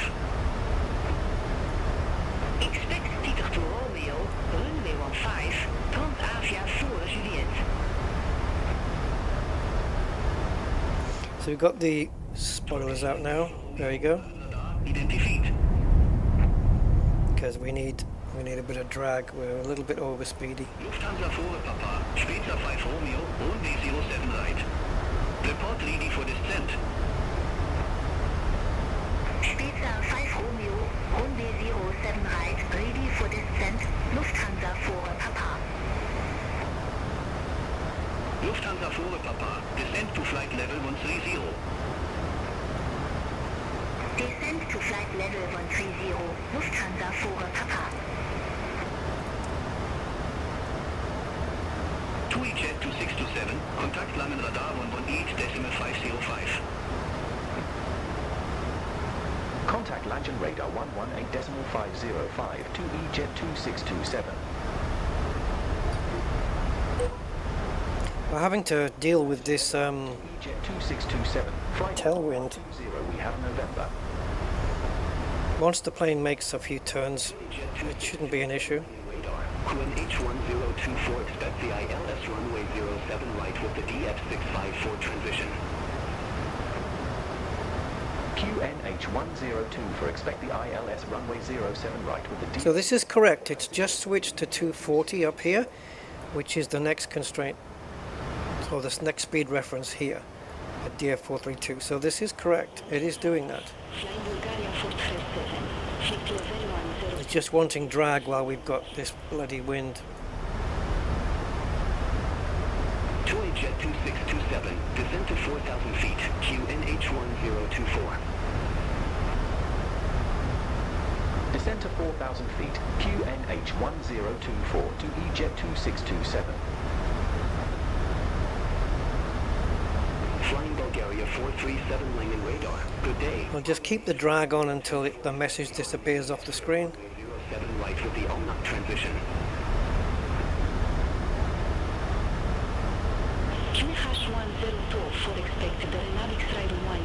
There we go. Transition. Flying Bulgaria 437.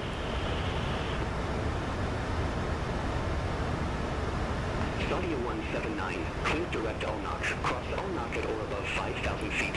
Okay, it should be adding thrust now to get back up to 240. Clear direct Almac, cross Almac. It is adding thrust, so it's going to have to get itself back up there to match this arrow, and then just back off. It should back off the thrust when it reaches 240.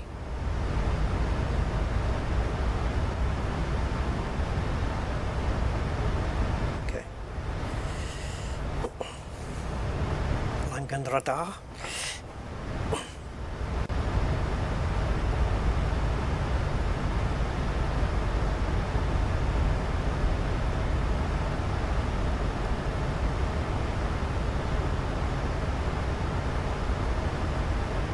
Just looking for something on here. I don't know if it's on this plane. No, I think it might kick in when I press this. Yeah, I just wanted the diamonds across and up and down here, but I don't think that there's normally an LS button, but that's on the Airbus. Is terrain working on here? It is. Yeah.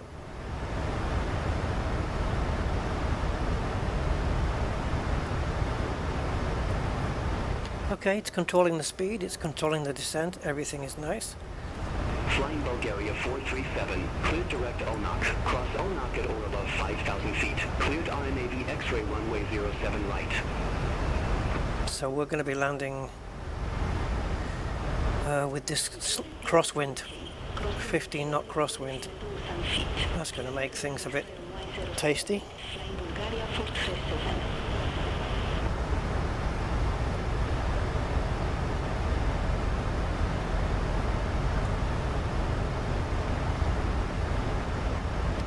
Langan radar, this is TUI-Jet 2627. What is the air pressure, please?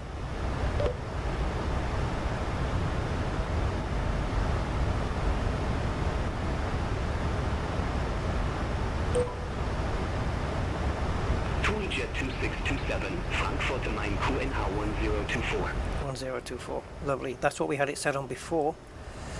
So it should just flick over when we get to 5,000. We've been cleared all the way down. Why are we stuck at 11,000 feet?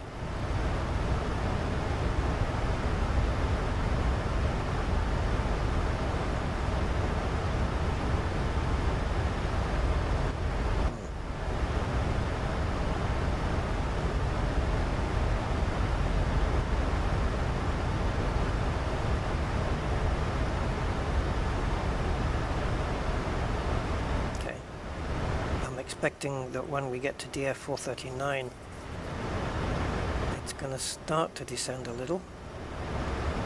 There she goes, a little. Yeah, she's got it. 10.9. God, being precise.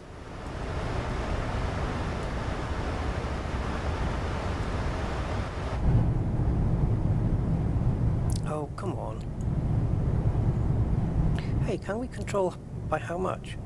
No. I can only open it or close it. I can't make it go half. This wind has been a problem the whole flight. I think it's to do with the plane. Obviously, as we know, it's only in experimental stage at the moment. Tower 119.905. Have a good day. Over to Tower 119.905, Studio 179. Bye bye.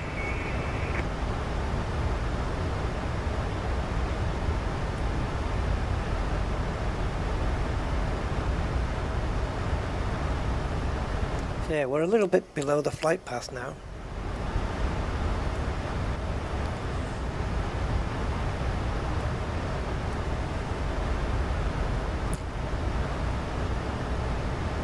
Seat belts, no smoking, that's all automatic. Taxis are on, landing lights are on. Oh, they were. There we go. That's the thing, is this... Right, so on this plane, I pressed the landing lights button and it's turning them off, but it's not putting them back on again. It is a toggle, so it should actually do that, but it is not. Okay. No problem.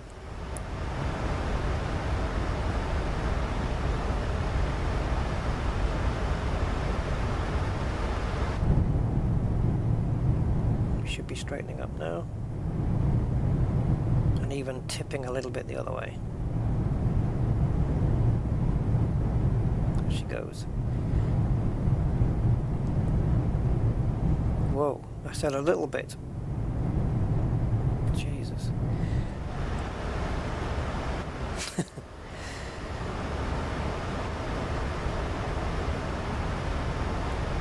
So the runway, 437, contact Frankfurt Tower 1. Is it just behind us here? 05.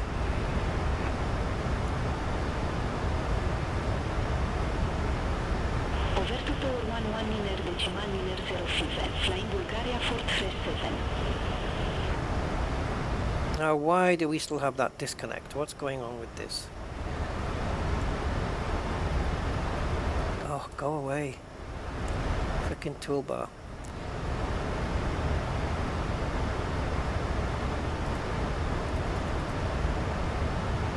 Oh, we're gonna have to vector. Okay. Alrighty then.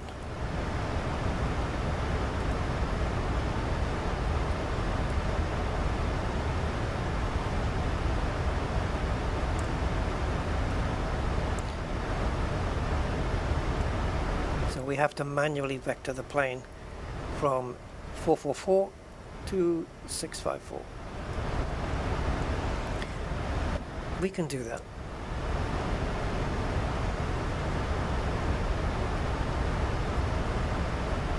So the runway is behind us now. Believe it or not, it's there. That is Frankfurt Airport, which hopefully will become more detailed at some point. I was expecting a lot more ground detail at the moment, but this doesn't look great.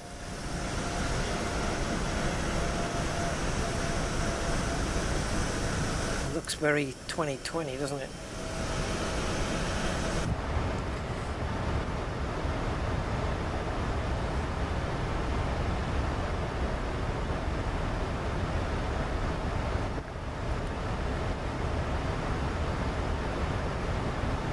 So we can actually go flaps 1 now.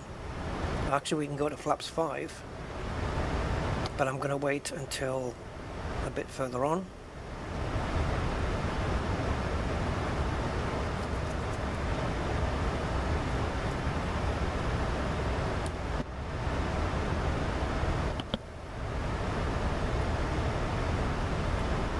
It actually counts up the time here, which is cool. You don't need to do the clock. Elapsed time 53 minutes. Transponder 4565, which is what we were told to put it on. Yeah, all good. And is this the local time?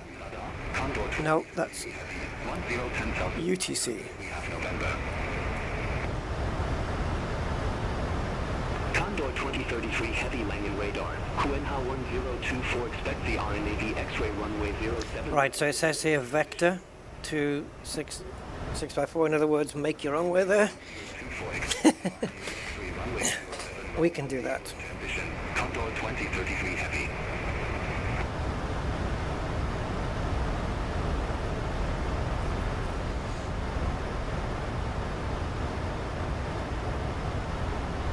When's this plane going to descend a bit further?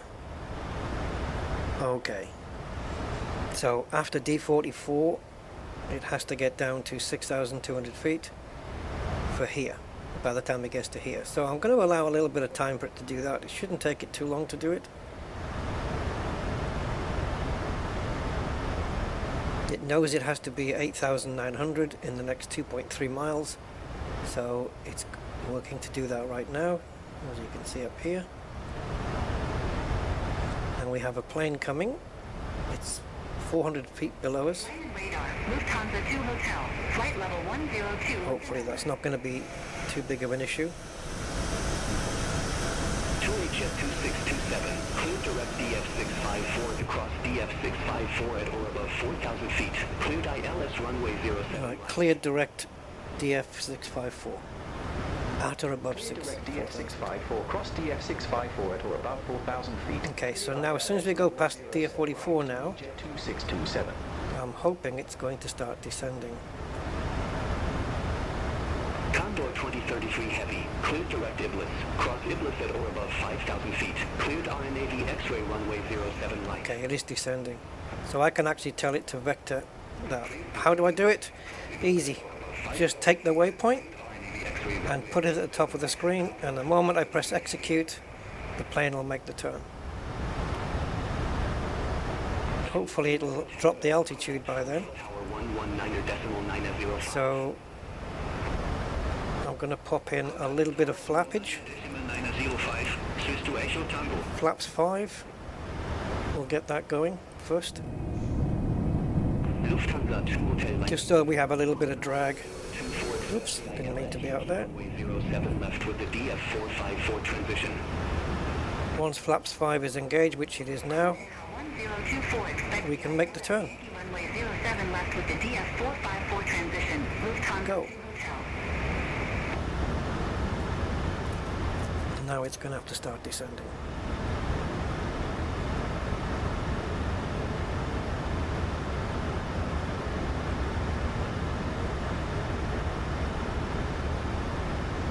And we need to be at 4,000 feet by the time we get to DF670. And we can click on the approach mode now as well. No?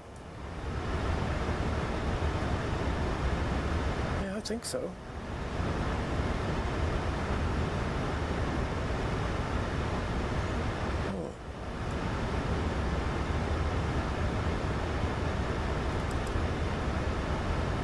Not sure why that came up.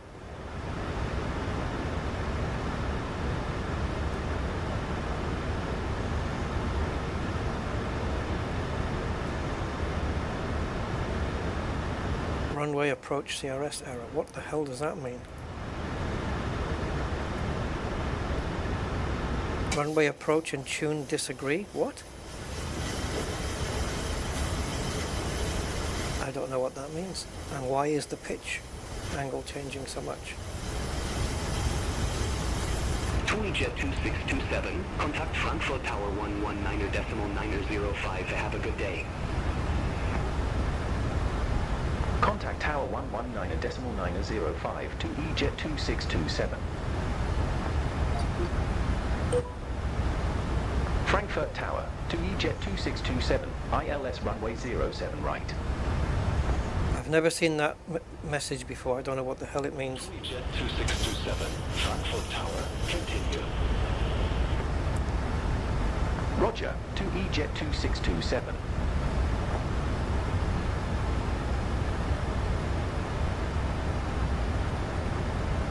Oh, the tower frequency is different. Okay, but that's okay. 119.905, yeah, that's alright. Everything else in here is good. That hasn't changed. 110.95 is correct.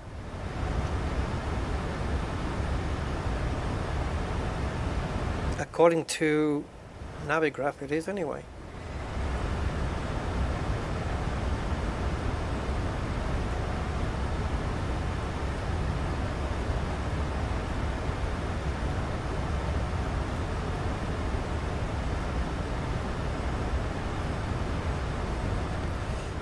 Let's zoom out because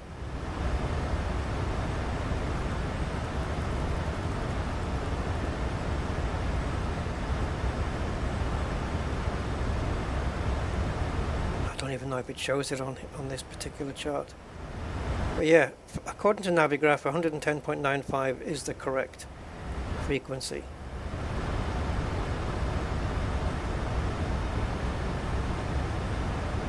Frankfurt Tower, Lufthansa 5 Hotel, Air Navig 3 runway 07 right. 110.95 ILS frequency, correct. Lufthansa 5 Hotel. I've just confirmed it with Navigraph. 025 at 90, runway 07 right, clear to land. We are not at the correct altitude. Runway 07 right, clear to land. Lufthansa 5 Hotel.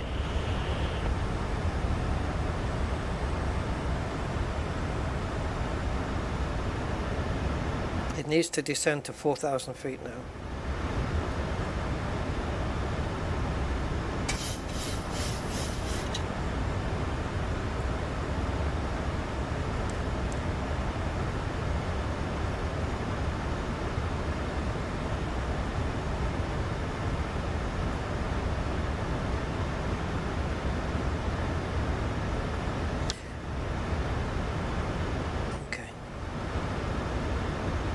I found the approach mode, but I can't remember whether this lights up or not.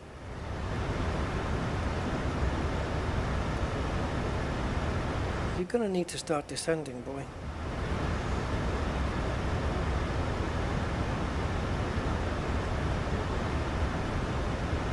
Frankfurt Tower, Condor 2033. I'm not sure about this landing. 07 right.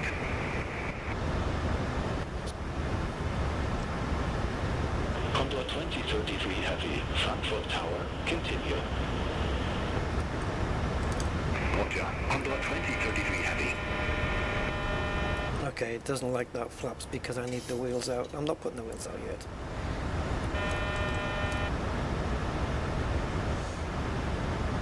So at flaps 15 or below, we have to have the wheels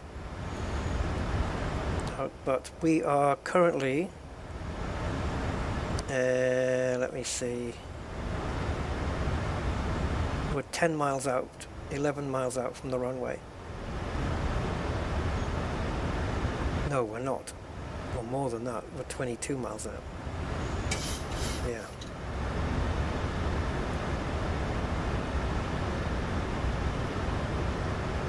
I'm not sure if it's going to pick up the glide slope here. I hope so.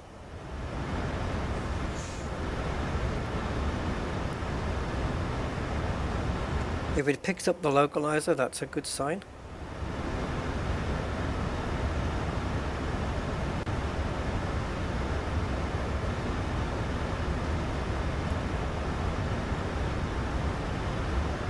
It is windy, isn't it? We've got a headwind of 12, 13 knots here, which isn't too bad. But this plane is very shaky. It's very susceptible to the wind.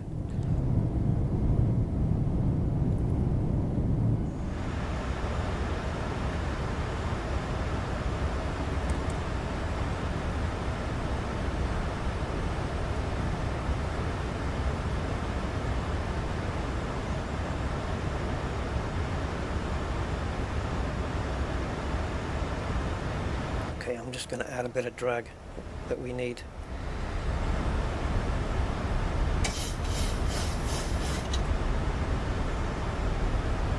Condor 2033 Heavy, wind 025 at 9er, runway 07 right clear to land. Runway 07 right clear to land. Condor 2033 Heavy. Yeah, okay, I think that's sorted.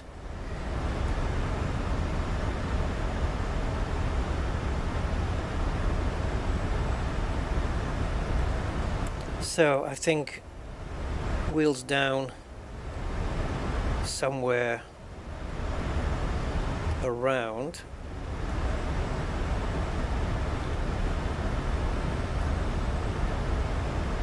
that's 15, so that's a 5. So yeah, just outside the 10 mile. I'll know when.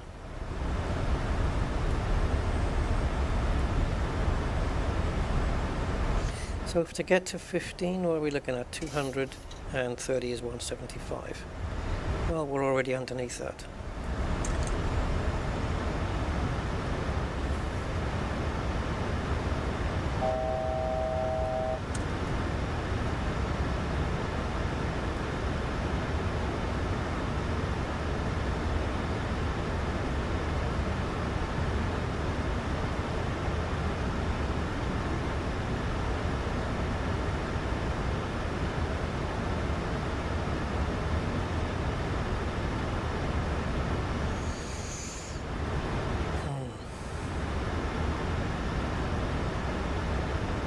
It's concerning that the diamonds haven't come up on the screen.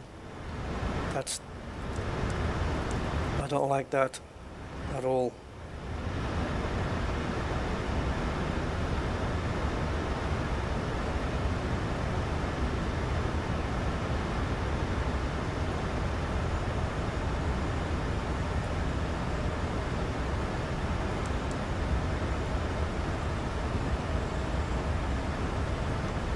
Something's not right.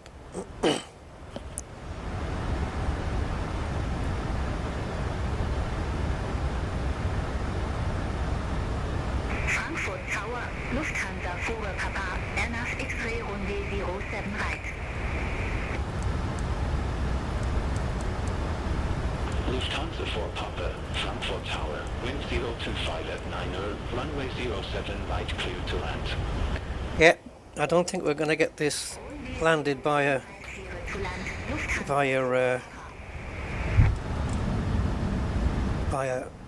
autopilot. So expect a crash then.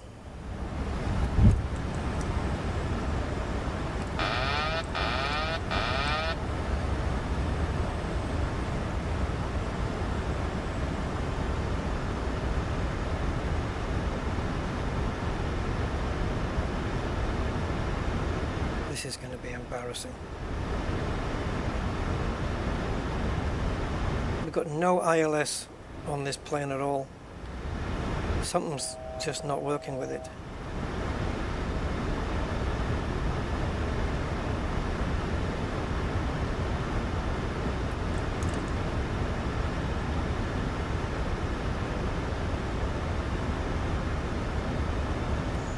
I could try re-enabling the autopilot, but I don't see how it's going to work.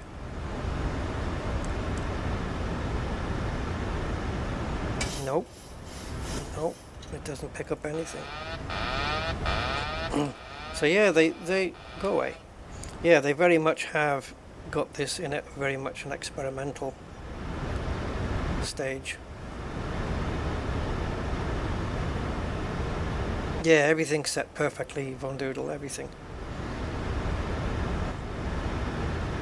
2500.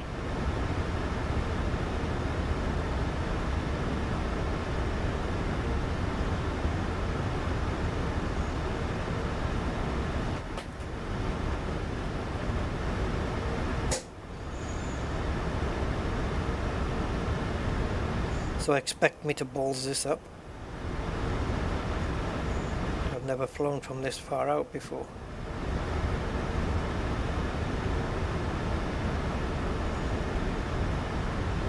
And I've got the bloody wind as well to contend with.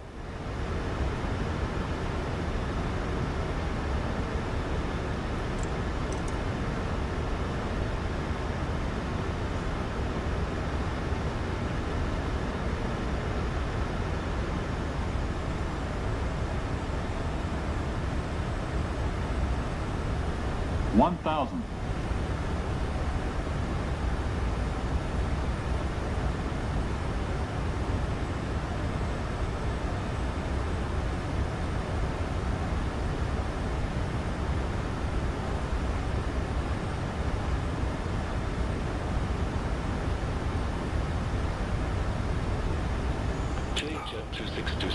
Wind 025. The wind keeps pushing me to the right. It's a swine. Runway 07 right cleared to land. 2E Jet 2627.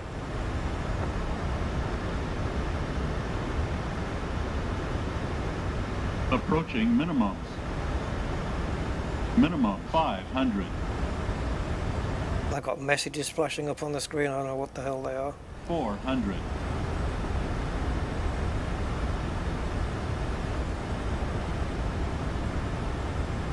300.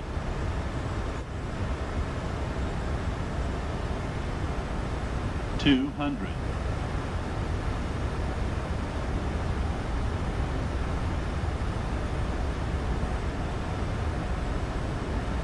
50 over the threshold. 100. 50. 40. 30. 20. 10.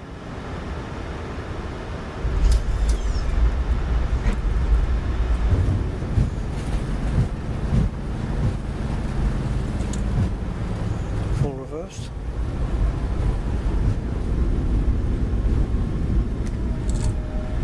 To Jet 2627, exit left at Mike 13.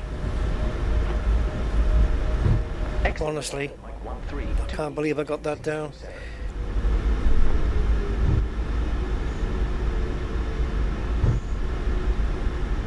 Don't worry about the flashing lights, it's fine.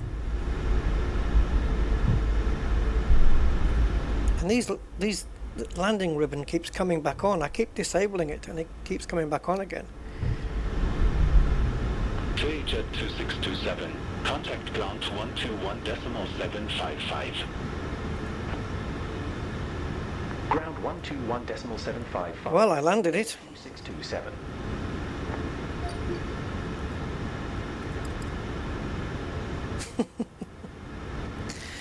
Oh man alive, okay.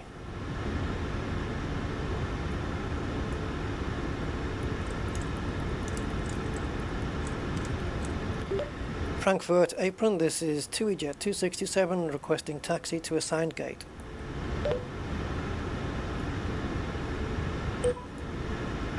jet 2627. Data Delta 8 taxi via Mike 13. Mike 8. Point short runway 07 center. Have to cross the runway. Roger, taxi via Mike 13, Mike 8, holding short runway 07C. TUI jet 2627.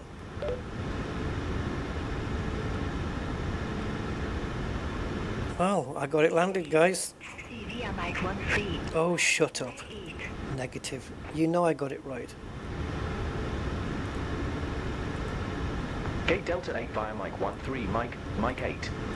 Hold short runway 07 center to EJet 26. Yeah, so I brought that in without any glide slope, localizer, nothing. Taxi via Mike 13. It was like an RNAV landing that I landed on my own.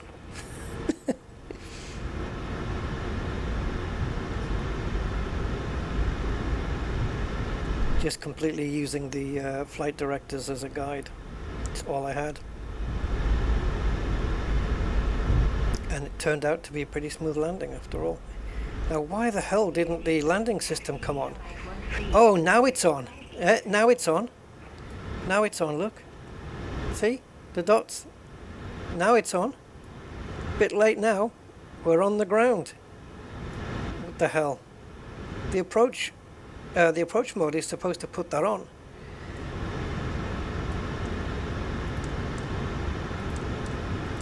TUI jet 2627, Frankfurt upon. Oh, what do you want now? Oh, okay. Gate Delta 8 via Mike 13, Mike 8. Hold short runway. That's bizarre, man. Honestly, I don't know why it didn't come on. Maybe it's just part of the fact that the plane is, you know, it's its first iteration into MSFS2024. I don't know. Land Victor 270 via Papa 6, Papa 1. And the only way to find out whether it was anything else is to do another flight with it. Maybe a takeoff and landing on the same airport or something. But yeah, I'm quite proud of myself there. Got a good landing. From 4,000 feet. Normally I take over the autopilot at 500 feet. I did it from 4,000 this time. I had to dip the nose down quite quickly because the autopilot it wasn't using any glide slope, so it hadn't dipped the altitude. It hadn't lowered it, whatever the correct phrase is, descended. It hadn't descended by itself. But yeah, according to Navigraph, the ILS frequency is 110.95, which I probably won't even show it on here now. I don't know, runway and approach CRS error. I don't even know what that is. I'm going to look into that. Yeah, it's wiped all the data, look. Trust me, in the index here, on the approach, it did have 110.95. I showed it multiple times on the stream, so you'll be able to see that.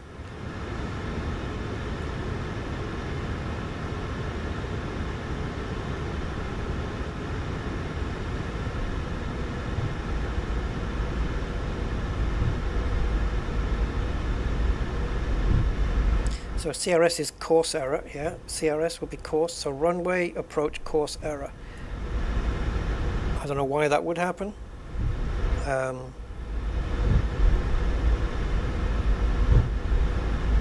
I'm guessing that was the reason why the approach mode didn't kick in. Just guessing. I don't know why there's a... Oh! I know why.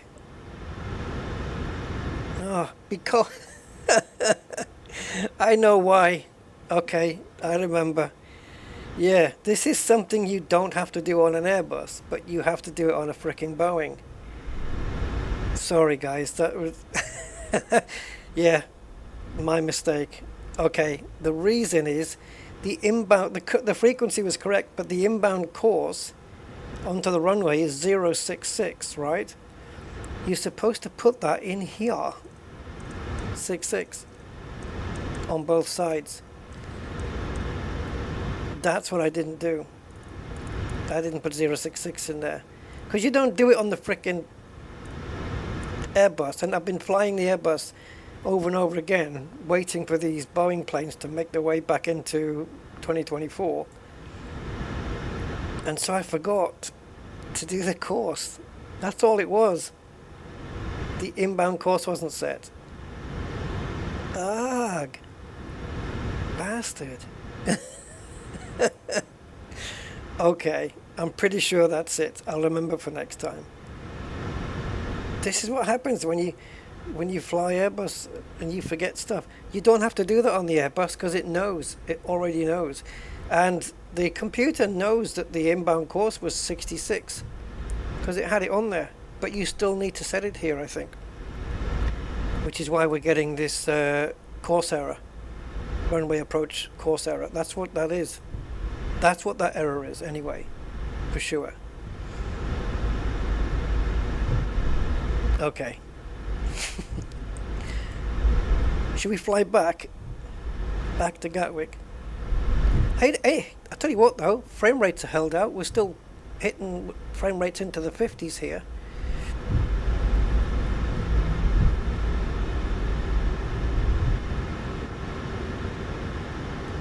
Frankfurt apron, this is TUIJet 2627 waiting to cross runway 07C. We have to hold here, it told us to wait on the runway. TUIJet 2627, hold short of 07 center. Echo wheelbase. Okay, I don't know what accent that was.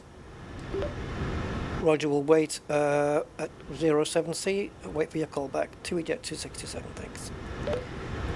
So obviously there's a plane either landing or taking off or something. Oh, here we go, take off. That's why we're waiting. Man, look how far, look how like soon he takes off. He's not using hardly any of the runway. So as soon as that plane clears, we'll be cleared to go across the runway. Yeah, that's what that was, the course, the inbound course. Jet 2627, cross runway 07 center at Lima. Continue taxi via Mike 8, Lima 5, November 3. Roger, taxiing to gate 8 via Mike 8, Lima 5, November 3. TUIJet 2627.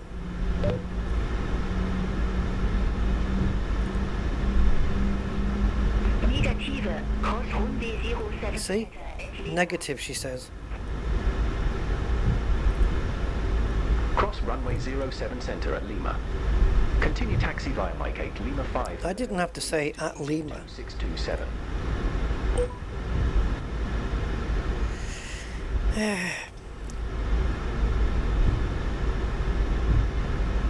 Yeah, so now I'm going to be curious if not setting the inbound course was the reason for everything, and it would be, wouldn't it? Because the glide slope would be thinking, well, where am I picking this up from? Wouldn't you think?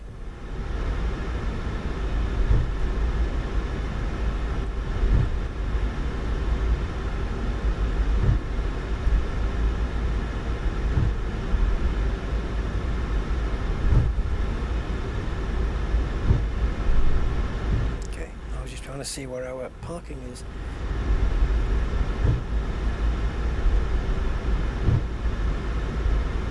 I hope I get the right one.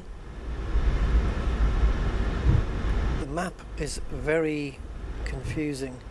It's got multiple points for the same parking space, which is kind of strange. I think this is ours.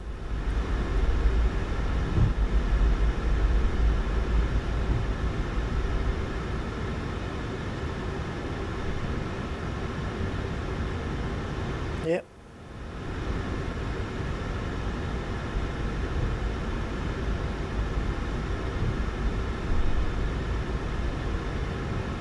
Now we are at an angle, which we probably shouldn't be.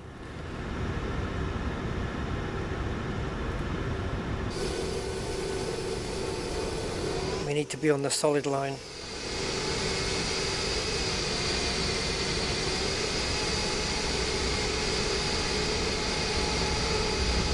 I should have the APU on by now, but I can't be bothered with it.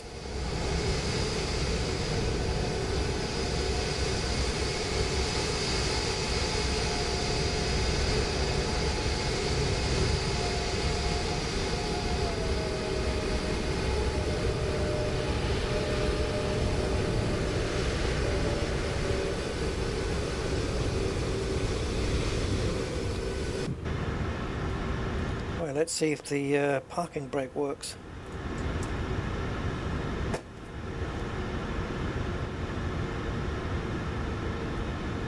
So we'll call for ground power.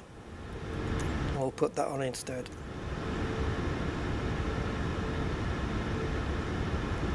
Oh, come on, GSX.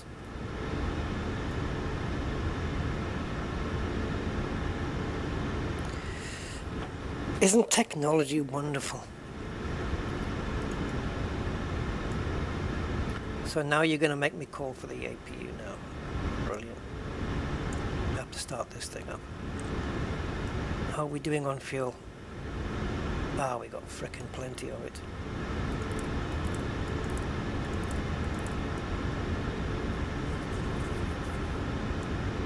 Yeah, GSX is useless, isn't it?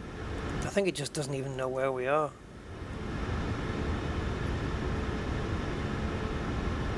Look at how stuttery that is.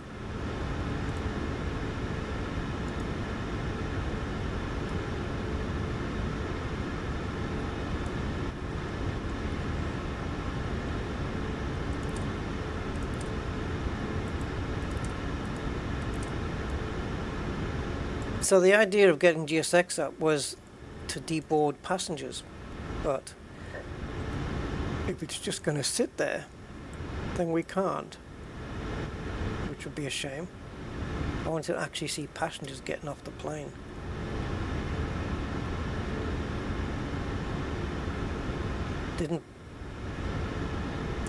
Let's turn the landing lights off. I should have turned those off when I came off the runway. Turn that off as well. Anti-collision lights. Well, anti-collision lights, no, because the engine's still running.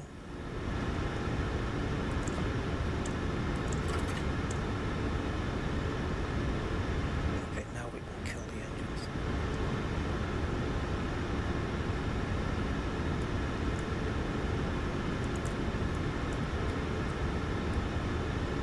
Come on.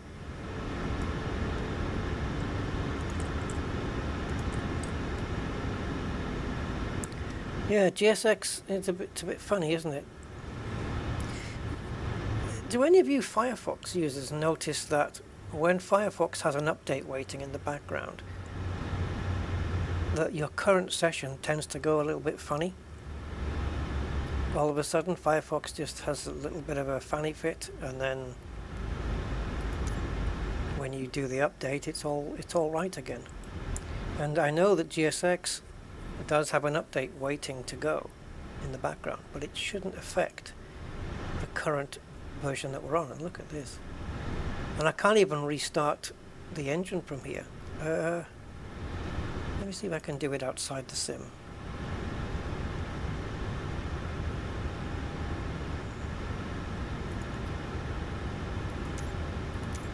Don't know how long it takes to fire it up.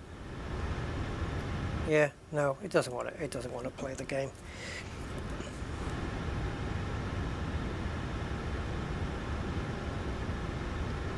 Yeah, so there you go. Welcome to Frankfurt. Eurowings in the background, that's a German airline. And we saw Lufthansa going out as well, which I think is that one going up in the sky. I think that's Lufthansa, because it was taxiing across here when we were going. There's a Saudi plane there. So what I'm going to try and do, guys, that was alright. Frame rates wise is fine, but we are using default airports. So as there's barely anybody watching, I can quit this.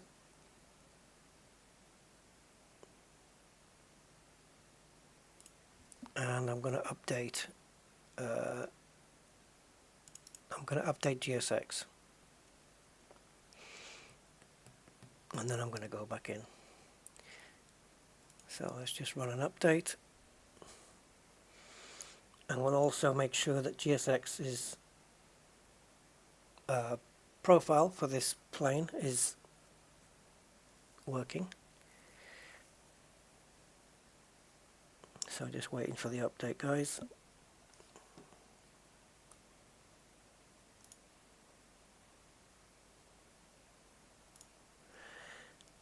I'll just pass you over to this screen for now.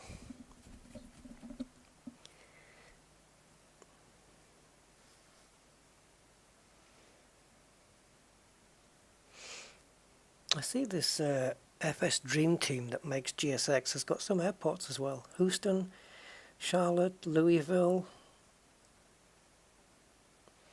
Zurich.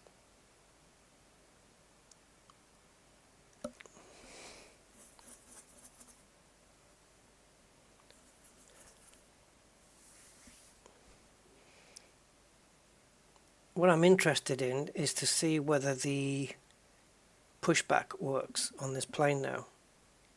Mr. Budman, hello. Lurking while working. I did a 7-hour Elite stream yesterday, so you can get your teeth into that, man.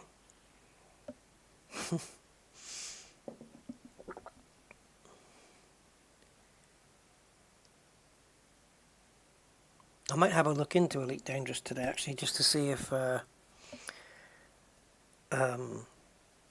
there's any of that material that I want on a mission reward. Combat training material, isn't it? See if I can pick some of that up. I've just noticed this update here is set for version 2020. Well, okay. I think I can show you this while it's doing it, guys. Hold on.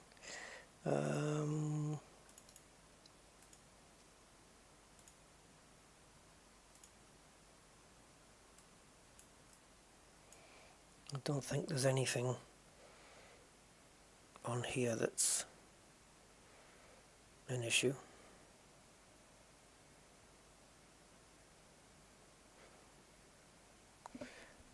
Let me just see if I can crop this.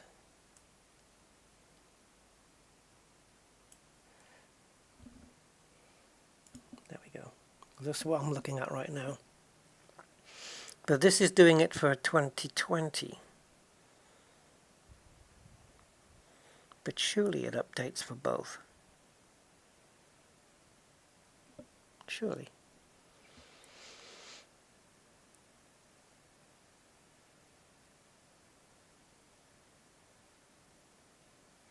Ground services, that's what it stands for, the GS.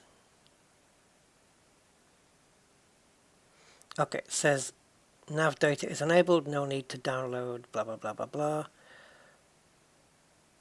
I still have a little roundy, oh there we go. It's still not updated though. It says it's completed, but it's stuck at 99. Again, technology. No, actually it is doing something. It says it's starting the GSX Livery Manager resync.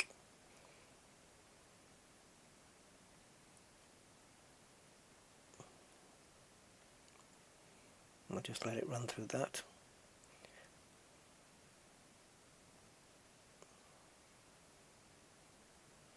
Okay, it's just popped up a DOS window. So there we go.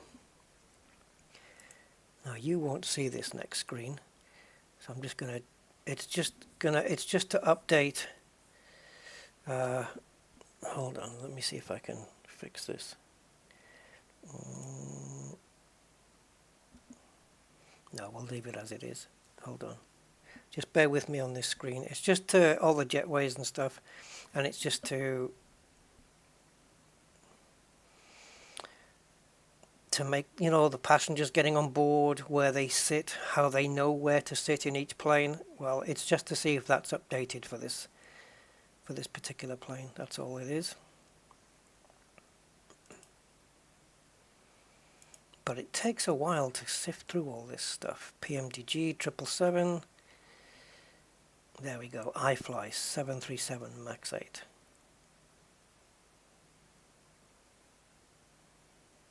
Even so, I still think we had less problem on our flight than in a real 737 Max 8, because look at the problems they've had. Okay, let's have a look. So iFly 737, so we untick it and then retick it again. It doesn't want to be ticked now. Come on, this is so sluggish.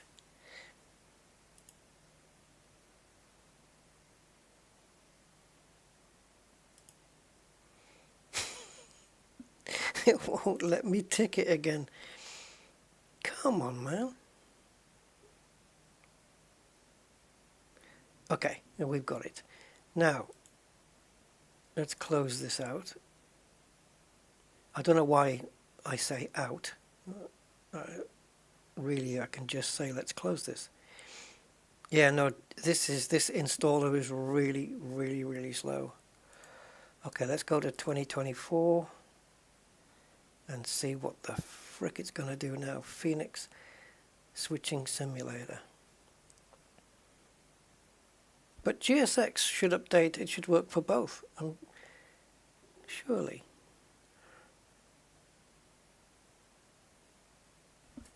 I'll just stretch this window out a little bit.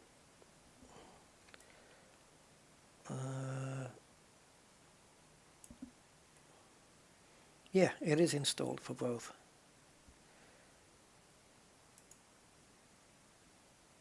There you go, this is what I'm seeing.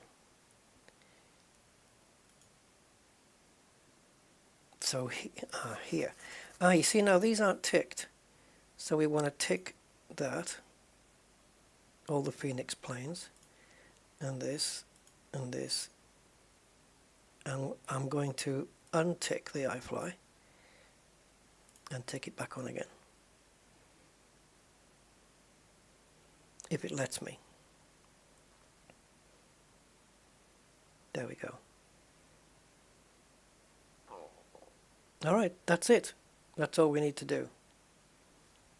So, I should be able to just close the program out. I said out again. I don't know where the out comes into it. Just close the program. Exit. And launch Microsoft Flight Simulator. Out. or are we launching it in? Do we launch it in? And close. If we're closing something out, surely when you open it, it's in, right? I don't know. Okay, here we go. Black screen for me now. There we go. Xbox Game Studios. The Sobo Studio presents.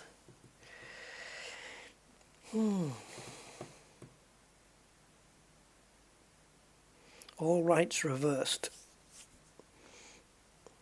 You have no rights.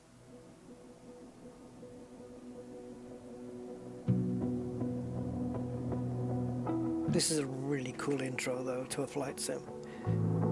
When you see the girl walking towards the KLM aeroplane, just looks, and this, look at that. That's ridiculous. This, look at that shot. That is amazing.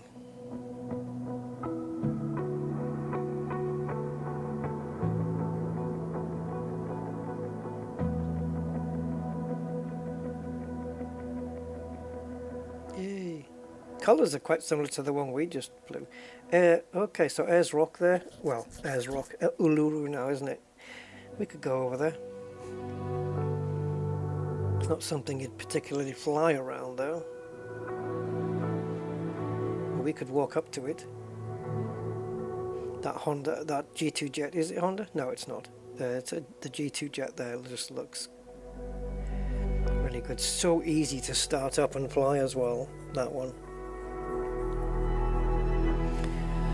Yeah, I should try some of those SE rescues. The problem is I just suck flying a helicopter. Like, absolutely no good at it at all.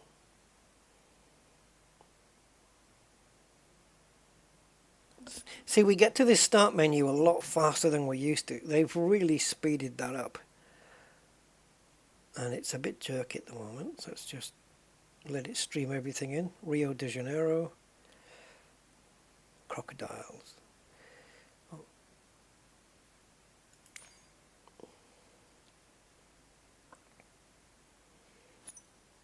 Alright, so free flight. And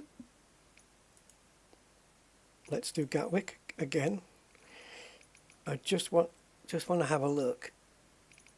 Oh, actually, let's. What time is it in the US right now? Is it just getting into the morning now on the East Coast? Charlotte. Does it say what time it is there? It's just got UTC time.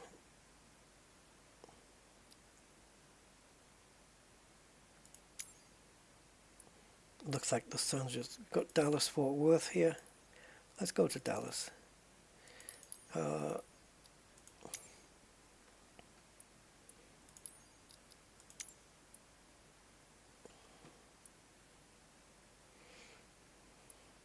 Plenty of runways. Let's just see if we can find a medium gate C2. I don't know where that's going to be, but we'll do it anyway. Yeah, so it's here. No, it's not. It's there. See, it's not very accurate, is it? It used to be a coloured dot that would show up, and now they've changed that.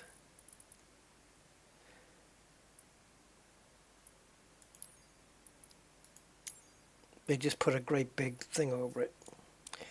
Okay. Okay, so the livery doesn't make sense, having a UK livery here, but let's just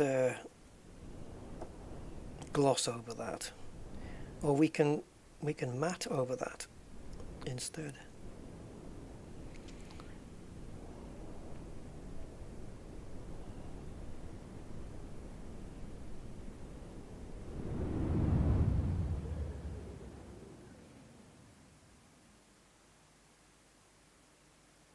All right.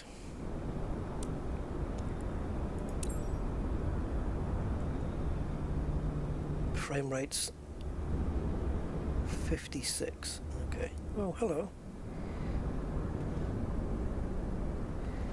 I was gonna sing a rendition there of me and my shadow. Now, pushback is dependent on the handbrake. Okay, so it wasn't working before, but it worked in our very first flight. So we need ground power. Okay, GSX, are you going to work this time? So let's go to additional services, and I don't care. You can bring the ground power over. There we go.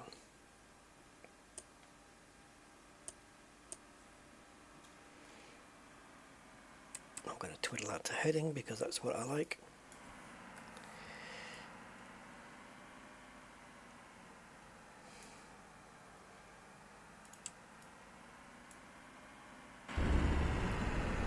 Yeah, it is kind of morningish here in Dallas, Fort Worth, Texas.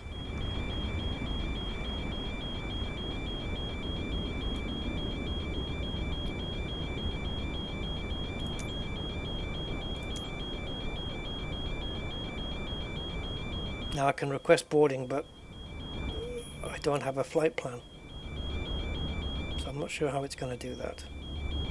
Boarding requested. I don't know how it's going to do it because there's no flight plan.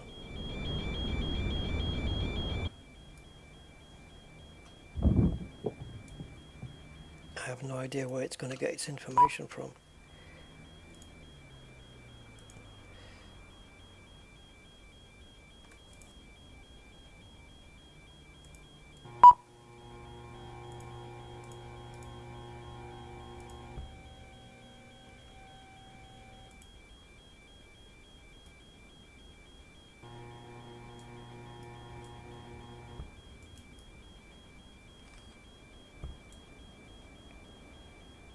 single FMC operation. Oh, yeah, of course.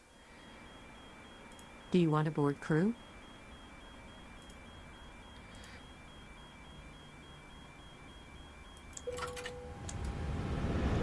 That's why we were only running in single, because the battery only runs this side and it's the ground power that will run the rest of it. Hello, Captain. We are ready for pushback.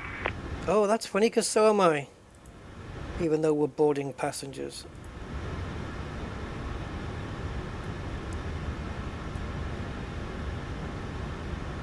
Where are we? Dallas, Fort Worth?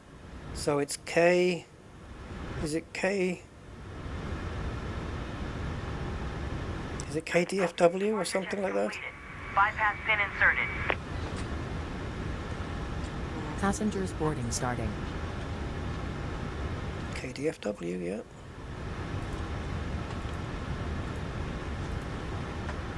Typed it twice.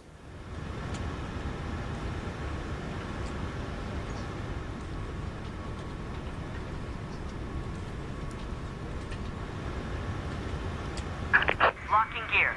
I'm not flying, I just want to see if it's going to work. The pushback.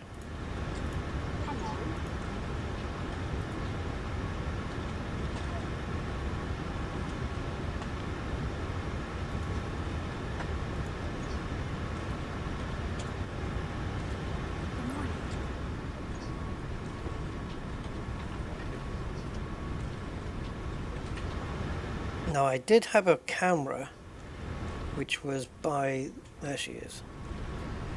Oh, Ronnie O'Sullivan. No, not even remotely close to Ronnie O'Sullivan.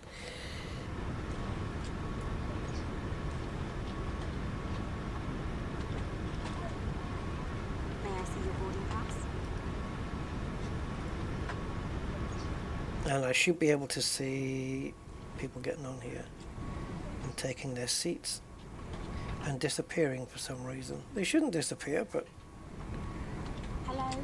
no, they shouldn't. They should be visible. You should see the seats filling up. But okay.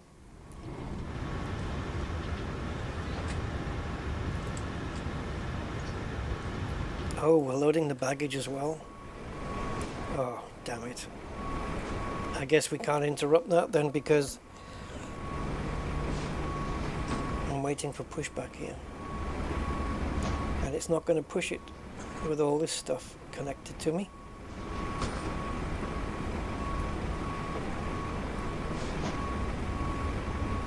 See, on the Boeings, you actually get the luggage going in on, like, they load it suitcase by suitcase and it goes up and blah, blah, blah. On the Phoenix, on the Airbuses, they don't, because what they do is they put all of the suitcases into a metal box and they load the metal box. And the process for loading with GSX actually reflects that. So yeah, you're just seeing the Boeing loading method. If it was Ryanair, you'd probably see them throwing the suitcases, but they're just calmly putting it on.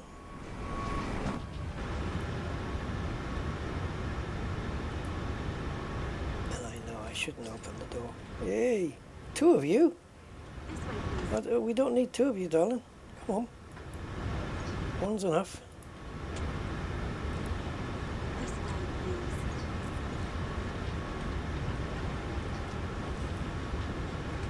Okay, so people are taking their seats in this view, it seems.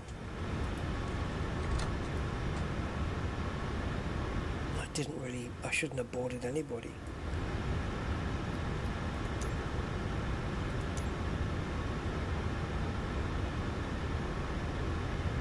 Oh my god.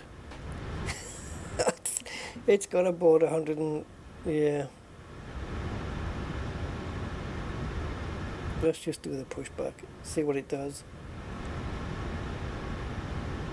Oh, it's waiting for other services to complete. Okay.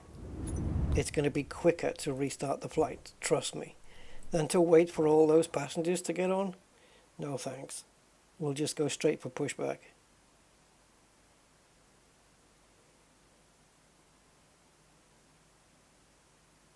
So what I'm going to do is just power it on batteries, power the APU up, and then get pushed back. I think that's probably going to be the best way. The quickest way anyway. So there should be an option where we can start inside the plane. Right, anyway, so let's go up here. We'll get the batteries on. And then the APU is going to require fuel, which we have. Or do we? Low pressure.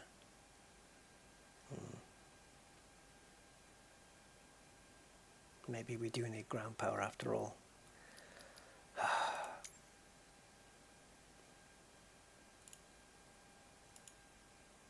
I don't care who brings it.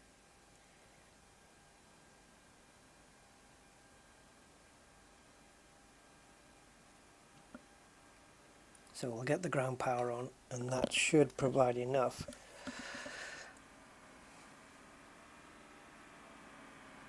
power for this light to go out, I hope.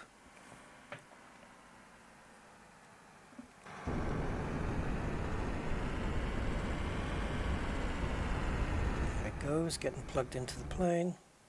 There it is. Okay, and now we can power the APU up. And once this middle light lights up, we can get rid of the ground power and request pushback. Let's get the hydraulic pumps on. And the rest of the fuel pumps on. I'm not going to fly it on, nothing, just... I haven't even put the GPS on. It's not even going to bother. But I've got a feeling it's going to work this time for some reason.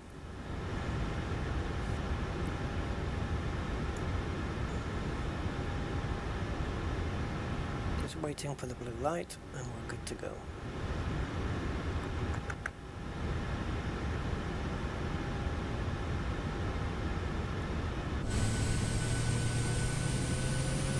It's firing up.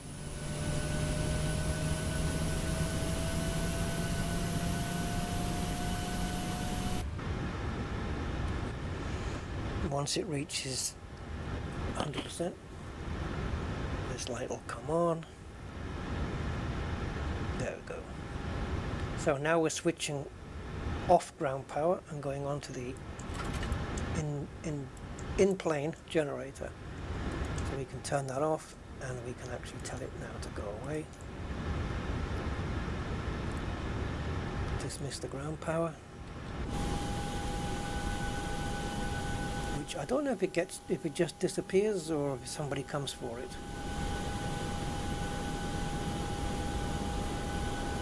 Anybody on the way to pick it up?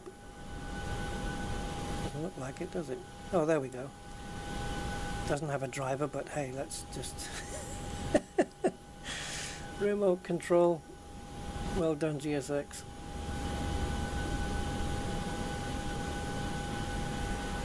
Hey, you forgot the cable.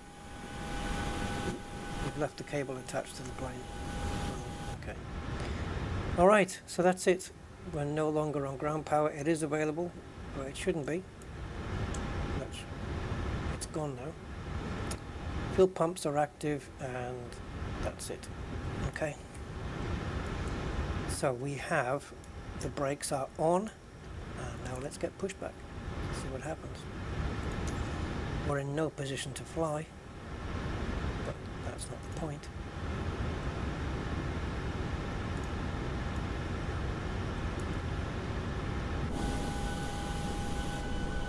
Oh my god, stuttery.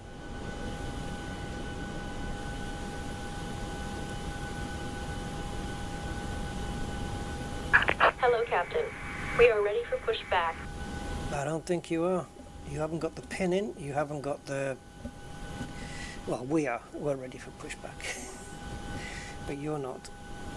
You have to get the pin, the bypass pin in, and you have to get the truck connected.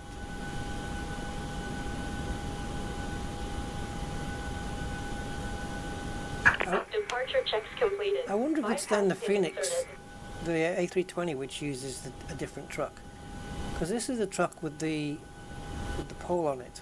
But there's another version. Maybe it varies per airport or something. I don't know. But one lifts up the plane. How is this going to lift it up? I don't think it does. I think it just steers it. Well, the other one physically lifts the plane up. But you see the truck, it's got a big metal pole on the front. A big hook. Okay, now it should ask me to do the parking brakes. Release parking brakes, it should say. Okay, nose right. Release parking brakes. Okay, so the moment I do this, we should move. Commencing push. All engines clear. Why couldn't you do that before? Why? Why could not you this do before this do it? Why? Why? Why?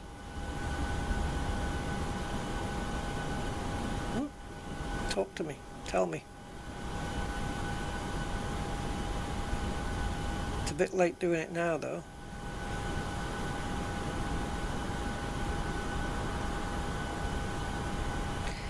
So, this particular type of truck doesn't lift the plane up. It just disconnects the steering from the plane, so that the actual yoke on the plane can't steer it anymore. It's physically disconnected, so that the truck can turn the wheel without turning the yoke inside the plane, right? It's literally disconnected. That's what the pin does. When they pull the pin out, it reconnects the steering to the plane again. On the Airbus, they slide the truck underneath. They still have to disconnect the steering, but they slide the truck underneath, and it physically lifts the front of the aircraft up in the air. But am I right in saying that that's what happens on the Airbus, and this is what happens on the Boeings? Well, let's find out, because I'm kind of curious, because I don't know whether it's varying per airport or just varying. It should vary on the type of plane, though. That's the thing. Right, so let's go to A320. Let's go with the A321. Let's get a bigger plane. So there's the Phoenix one. We'll go back to Dallas again. So we may as well put on an American livery. There you go, American Airlines. Why not?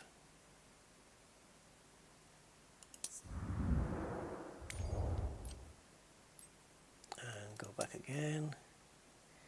And departing from KDFW. And I don't care what gate you use, just a small one or a medium will do. D29.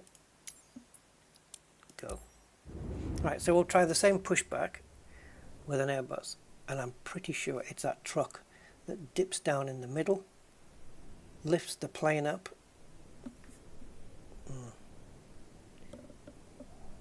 Signing into your Phoenix account. Dun, dun, dun.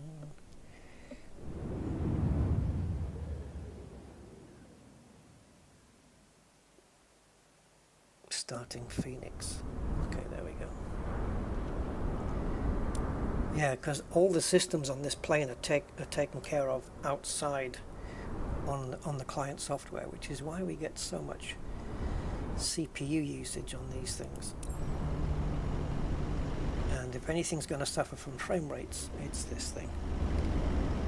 Although we are at 63, 70, that's not bad. Right, get me inside. Okay, so now we're in an Airbus. Well, we're going to be. Okay. Right, very different plane. Looks almost old by comparison, doesn't it? Okay, so ground power is already available somehow. So I'm just going to run through my procedure because it's just habit.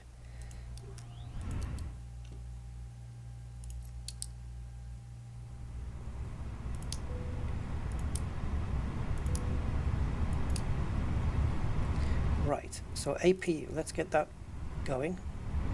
Let's get some fuel pumps on. And start it up. We don't need the bleed because we're not going to be starting the engines.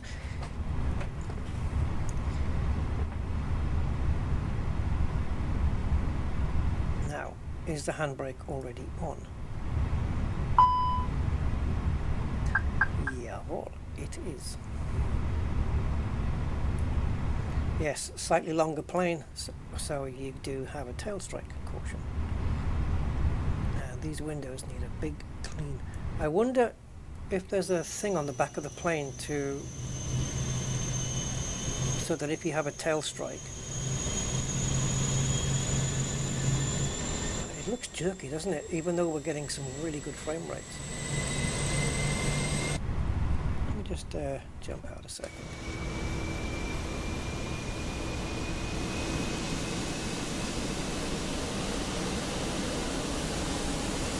Some planes have got a little thing underneath the bottom here, which if the tail does strike onto the ground, it kind of takes the load, the sparks, you know. I don't think that's it. Man, it's 70 frames per second and it's jerking me around here. Okay. Prepare for pushback. And again, I don't care. So what is the truck going? Oh, look, it's got the pole. So what the hell then? Why sometimes then is it the truck that lifts the nose up and sometimes it isn't? Is it random? Either way, it works. It'll still push the plane back. Oh, this frame rate.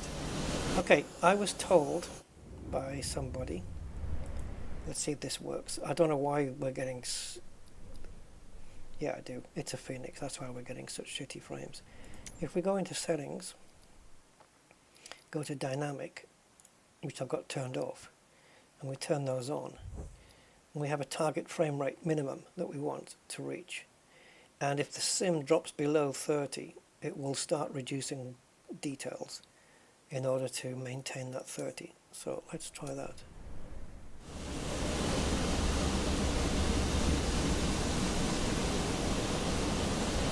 Hello, Captain. We are ready for pushback.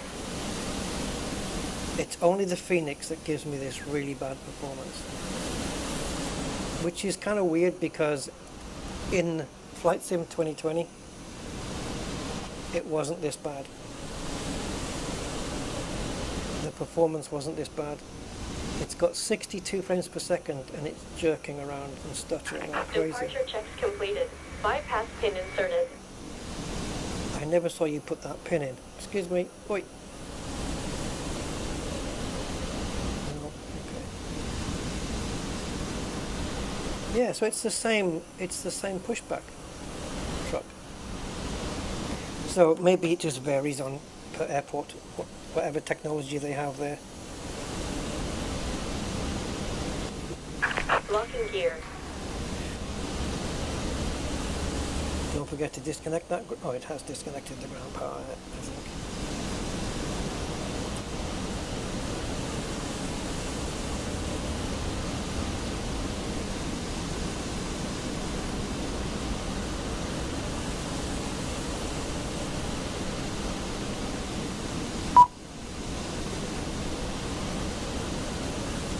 Oh, I was hoping to do it from here. Yeah, I'm doing it.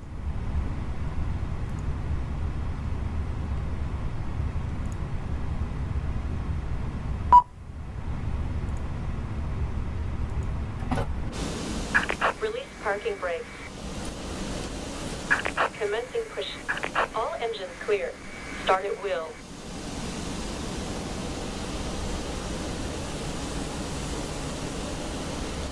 Well, it doesn't look like it from this angle, but we are moving.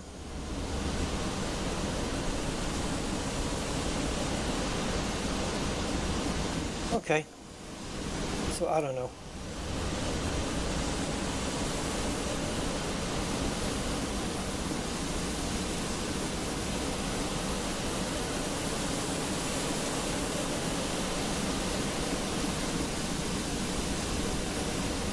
I guess it's just random. That's all I can think of. I believe this on the top here, this bump, in case you're wondering what that is, it's a Wi-Fi, it's the Wi-Fi antenna.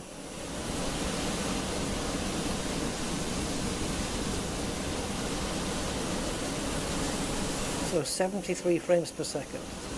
Have you finished stuttering now?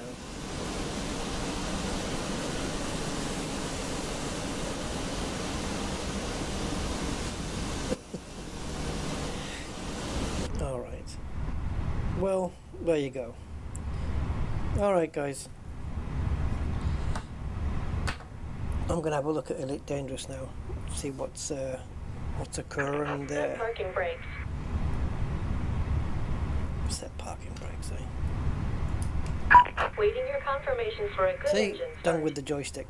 Trigger in, press the button, release both. That's it. Trigger in, press the button, trigger in, press the button. See, nice and easy. But the other one, on the 737, just clacking and clicking away there. Yes, there is no map available.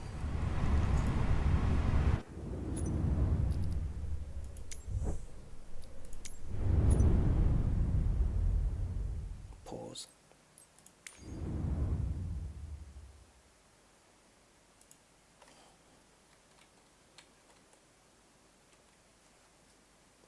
Okay.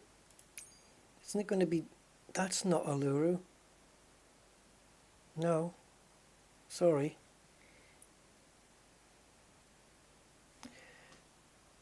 Let me see if we can get it from Google Maps.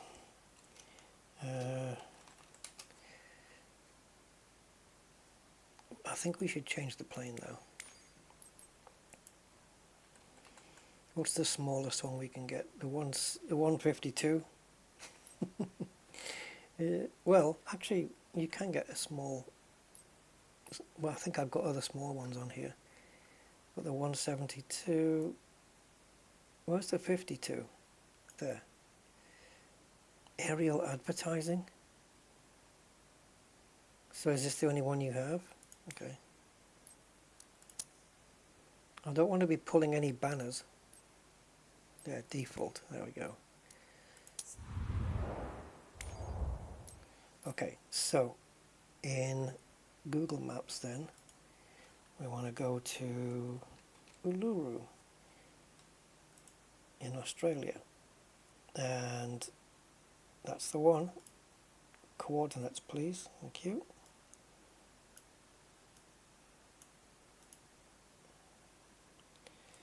Right, so copy, whoops, maybe not, copy,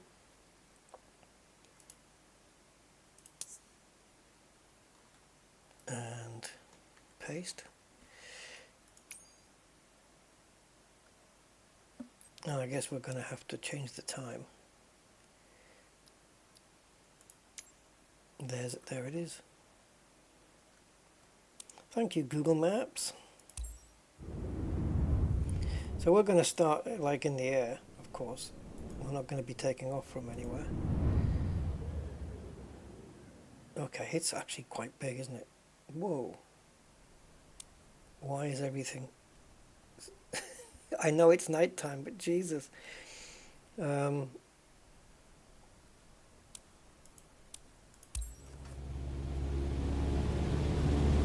can we get daytime, please? That'd be cool.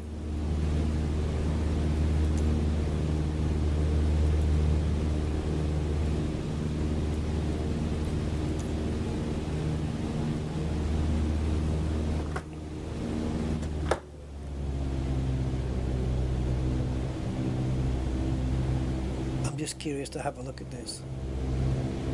Please set parking brakes immediately. Yeah, a bit difficult.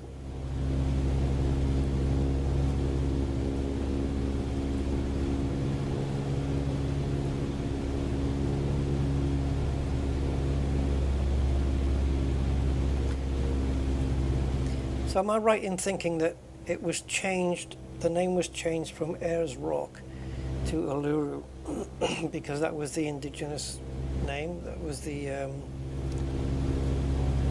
Aborigine name for it, is that correct?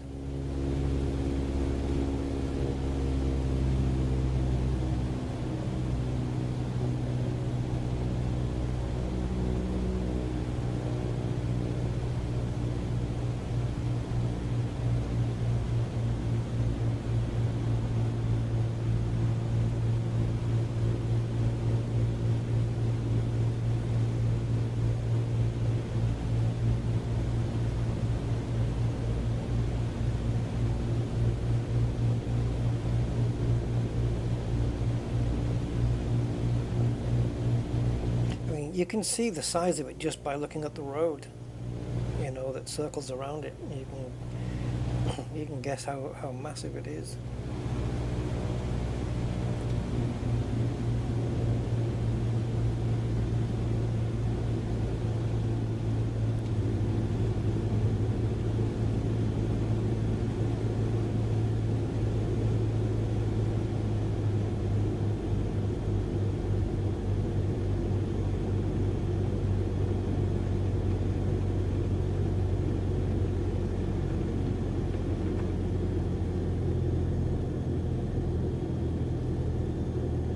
Hopefully we won't hit anything.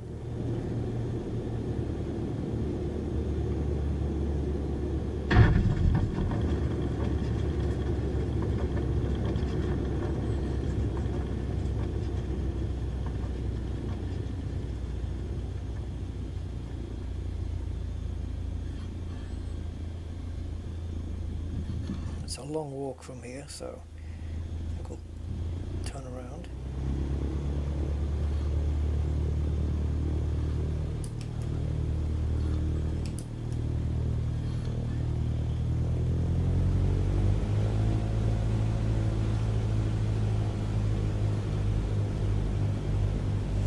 You should know I've turned off, just because I don't really use them that much, I've turned off all the animals in the sim, so we're not going to see any.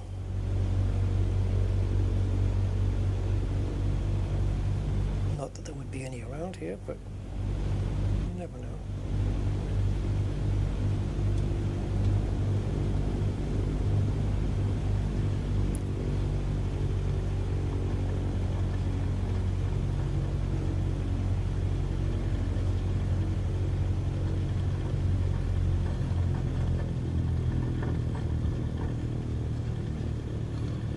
Wondering if there's actually a road leading up to it.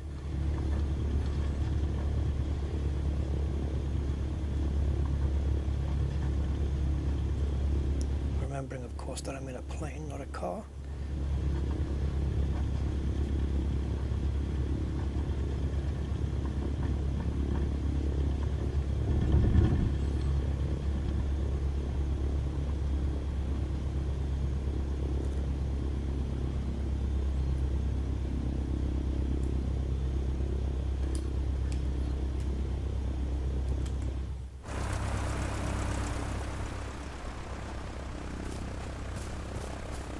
How long will it take me to get over there?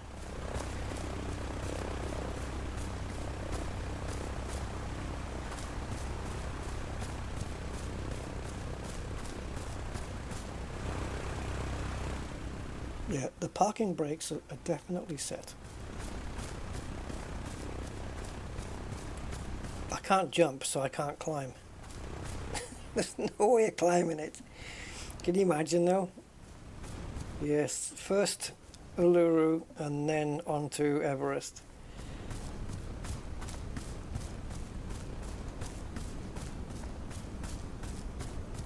Looking out for little critters on the ground. So what happens when we get to it? Do we hit it or do we go through it? Luckily we don't have to walk back to the plane. It'll jump us straight in.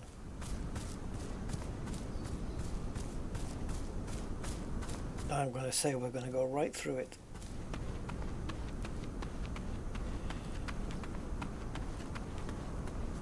Oh, actually, we are going up it. How is this possible without any climbing gear? We are going up. Well, this should make for an interesting view.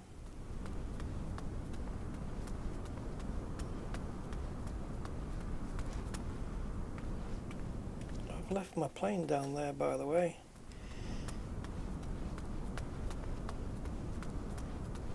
How the hell are we scaling up this thing?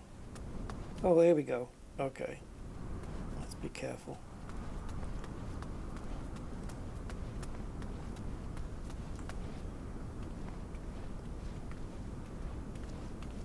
.157 frames per second here, by the way.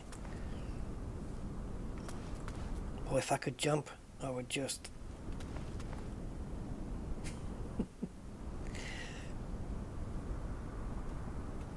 The scenery is really nice though. And we can get straight back in. Can we take off though? Well, I don't know. Let's get the mixture fully in.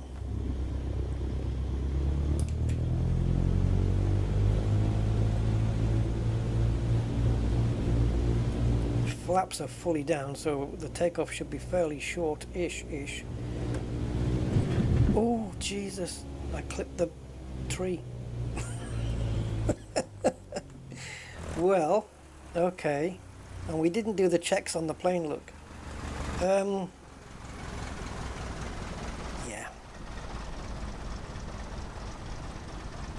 Okay.